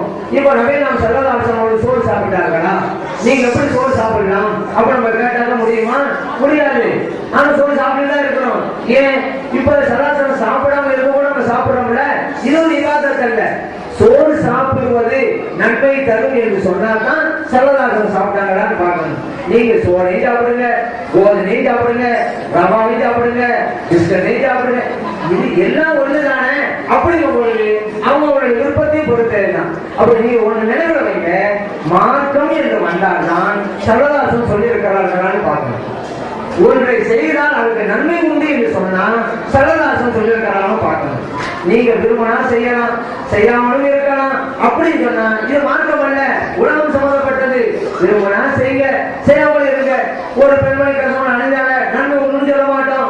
ஒரு பெண்மணி கஷ்டமான அணியல, கணவன் இருந்தாலும் கூட தப்புன்னு சொல்லலாம். இது அவங்களோட விருப்பம். உதாரணத்துக்கு இதே ஸ்கூல்ல வச்சிருக்கேன், ஸ்கூல்ல நம்ம பிள்ளையே சேர்க்கிறோம். இது சொல்றாங்க, ட்ரெஸ் இந்த கலர்ல இருக்கணும், ப்ளூ கலர்ல இருக்கணும், ஒயிட் கலர்ல இருக்கணும்னு சொல்றாங்க. உடனே அவங்கள்ட்ட போய் ஏங்க ஸல்லல்லாஹு சொன்னார்களா இந்த கலர் தான் போடுறது அப்படின்னு சொன்னா என்ன ஆகுது? ஆனா நம்ம ஸ்கூல்ல எந்த கலர் சொல்றாங்களோ அந்த கலர்ல ட்ரெஸ் போட்டுதான் அனுப்பி வைக்கிறோம் ஸ்கூலுக்கு. காரணம் என்ன? இந்த ஸ்கூல்ல படிக்கிற பிள்ளை இந்த பிள்ளை அடையாளத்துக்கு தான் செய்யும். ட்ரெஸ்ஸை பார்த்தாலும் புரிஞ்சுக்கலாம், இந்த ஸ்கூல்ல இதுக்குள்ள படிக்கலாம் அப்படின்னு அடையாளம் தான். இது மார்க்க சம்பந்தப்பட்டதல்ல. இப்ப அந்த ட்ரெஸ் கடல்ல போட்டா நன்மை இருக்குது, அந்த கடல்ல போடாவிட்டாக்கா அது குற்றம் இருக்குன்னு சொன்னாதான் ஏன் இது போட சொல்றீங்க, மார்க்கத்துல ஆதாரம் என்ன கேட்போம். இது விரும்பினா செய்ய, விரும்பினா செய்யாம போங்க. நீங்க இது செஞ்சாக்க ஸ்கூல்ல அனுபவிப்பாங்க, இல்லைன்னா வேற ஸ்கூல்ல போய் சேர்க்கணும், அங்க இன்னொரு கலர் சொல்லுவாங்க. அதுதான் இது. அதுக்காக செஞ்சிருக்கோம். நீங்க இப்ப கரிசமணிங்கிறது அடையாளம். இப்ப நீங்க இப்படிதான் கேட்கலாம், இப்ப வந்து ஏங்க இந்த கரிசமணிகள் போட்டுதான் இந்த அடையாளத்தை தெரிஞ்சு என்ன ஆக போகுது அப்படின்னு நீங்க கேட்கலாம். இந்தாங்க நீங்க இப்ப இந்த பதில் வந்து நீங்க மட்டும் கேட்கல, கேள்வி கேட்டவங்க மட்டும் பதில கேட்கல, இருக்கிற மற்றவங்களும் கேட்கறாங்க. அதனால அமைதியா இருங்க.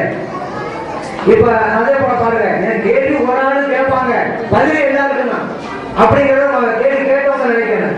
சரி, இப்ப வந்து இன்னொரு விஷயம் என்னன்னு கேட்டா, இப்ப ஏன் அடையாளம், அடையாளத்தில் என்ன பாதிதா அப்படின்னு கேட்கணும். ஒரு பெண்ணை சந்திக்கிறாங்க வச்சுக்கிறாங்க, உங்க மாப்பிள்ளை எங்க இருக்கிறாங்க, நம்ம பக்கமா கேட்பாங்க, உங்க மாப்பிள்ளை எங்க இருக்கிறாங்க, ஒரு சொல்றாங்க சிங்கப்பூர்ல இருக்கிறாங்க, மெட்ராஸ்ல இருக்கிறாங்க அப்படின்னு சொல்லுவாங்க.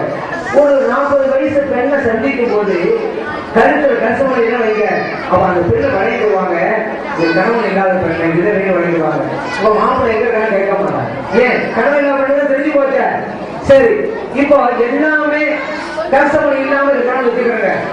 வளமையா விசாரிக்கிற மாதிரி ஒரு 40 வயசுல பெண்ணை பார்த்து உங்க கணவர் எங்க இருக்கிறாங்க அப்படின்னு கேட்கறாங்க. கணவர் இருக்கிறான்னு நினைச்சுக்கிட்டு கேட்கறாங்க. ஆனா உண்மையிலே அந்த பெண்ணுக்கு கணவர் இல்லைன்னு வச்சுக்கிறாங்க. அந்த நேரத்துல அந்த பெண்மணி படுற அவஸ்தை இருக்குதுல்ல, ஏன்னா எல்லாரும் கனவு வாழ்றாங்க, நம்ம கணவர் இருந்துட்டு இருக்கிறோமே கவலையில் இருக்கும் பொழுது உங்க கணவர் என்ன வேலை பாக்குறாங்க எங்க இருக்கிறாங்க ஒரு பெண்ணு கேட்டா அந்த பெண்ணு எவ்வளவு வேதனைப்படும். இது எப்படி உணருன்னு சொன்னா, சில பேர் திருமணம் ஆயிட்டாங்க கேட்பாங்க, திருமணம் ஆயிட்டா ஆமா எத்தனை குழந்தைன்னு கேட்பாங்க. இது சாதாரணமா சொல்லுவோம், 2 குழந்தை 3 குழந்தை. ஆனா சில பேருக்கு குழந்தை இல்லாம இருக்கும். அவங்ககிட்ட திருமணம் திருமணம் என்ன எத்தனை குழந்தை இருக்கு கேட்டா, அந்த குழந்தை இல்லாம இருக்கிறவங்க அந்த நேரத்தில் படுற அவஸ்தை அவங்க கேட்டா தான் தெரியும். அந்த மாதிரி தான் இது ஒரு அடையாளம் தானே தவிர இது மார்க்கம் அல்ல. அடையாளத்துக்கு இப்ப சுடிதார் போடுறாங்க, சேலை உடுக்கிறாங்க, இது ஒன்னா இருக்கலாம். ஆதாரம் அரபி மக்கள் சமச காலத்துல சுடிதார் போட்டாங்களா சமாபி பெண்மணிகள் கேட்ட ஆதாரம் தர முடியுமா? இது கலாச்சாரம். இங்க வடநாட்டு வாழ்கின்ற மக்கள் இந்த கலாச்சாரம் அவங்க ட்ரெஸ் போடுற பொண்ணு. கேரளாவில் இருக்கக்கூடிய பெண்கள் ஒரு வகையா கலாச்சாரம், தமிழ்நாட்டில் இருக்கக்கூடிய பெண்கள் ஒரு வகையா ஆடை உடுத்துவாங்க. அவங்கள்ட்ட போயிட்டு இந்த சாம்பாக்கள் பெண்கள் சாரியா உடுத்துறாங்க, சேலையா உடுத்துறாங்கன்னு கேட்டாங்க உடுத்துவோமா? இது நாட்டு கலாச்சாரம். ஒரு ஆள் கேட்கிறாரு, என்னங்க சாரி உடுத்துறது இந்து பெண்கள் செய்யற வேலை என்னங்க, நீங்க எப்படி முஸ்லிம் பெண்கள் சாரி உடுத்தலாம் அப்படின்னு கேட்பீங்க. நீங்க அது நாட்டு கலாச்சாரம். சாரி உடுத்தினா நன்மை என்று சொன்னாதான் சலாச காலத்துல சகாபா பெருமக்கள் சாரி பெருமக்கள் அஞ்சாங்களான்னு கேட்கறாங்க. நீங்க சாரி உடுத்தினாலும் ஒண்ணுதான், சுடிதார் போட்டாலும் ஒண்ணுதான், நைட்டி போட்டாலும் ஒண்ணுதான், நீங்க உங்களுடைய உடலை மறைக்கணும். அதான் மார்க்கம் சொல்லுது, அவ்வளவுதான். அப்ப இந்த இடத்துல விவகாரம் பண்ணா எல்லாத்தையும் வாரம் பண்ணா. நீங்க என்ன லக்ஸோ போடுறீங்க, இந்து மக்கள்னா லக்ஸோப்புல போடுறாங்க. நீங்க ரொட்டி சப்பாத்தி சாப்பிடுறீங்க, இந்து மக்கள் சப்பாத்தி. அப்படி பார்த்தா யாரும் ஒதுக்க முடியாத. அதனால எது இபாதத்தோ அது சலாசா காலத்தில் இருந்தா என்னன்னு பாருங்க. இபாதத்து இல்லைண்டா அது நம்மளுடைய விருப்பம். விரும்பினா செய்யலாம், செய்யாமலும் இருக்கலாம். அப்படிங்கிற முடிஞ்சு நேரம் முடிந்து விட்டது. தற்போது சரண் வருவாக அதற்காக எல்லாரும் எழுந்து இருக்கும்படி கேட்டுக்கொள்கிறோம்.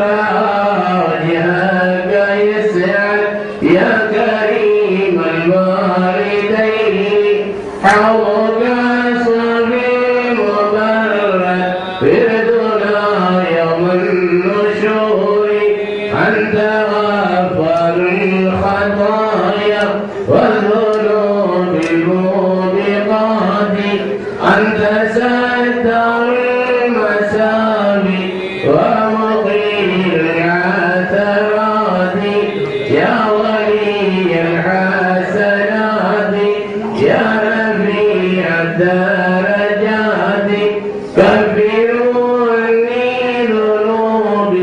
واعف لي عن سيئاتي عليم سر وخفى مستجيب الدعوات ربي ارحمنا جميعا بجميع الصالحات لا إله إلا الله لا إله إلا الله لا إله إلا الله محمد رسول الله صلى الله على محمد صلى الله عليه وسلم صلى الله على محمد صلى الله عليه وسلم صلى الله على محمد يا ربي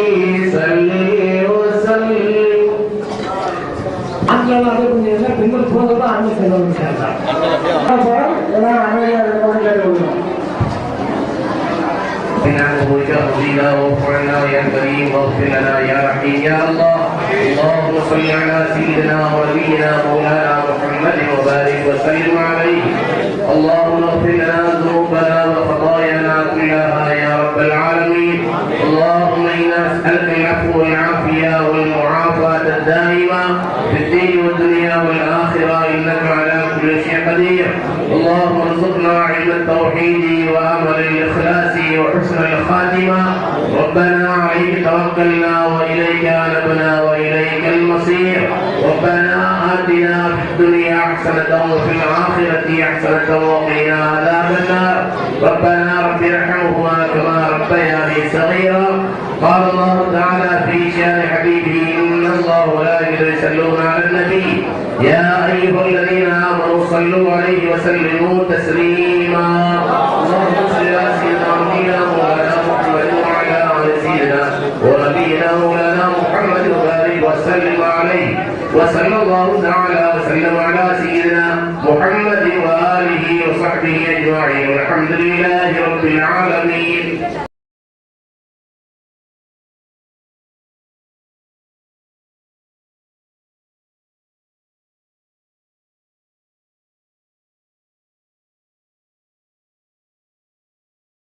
يا رسول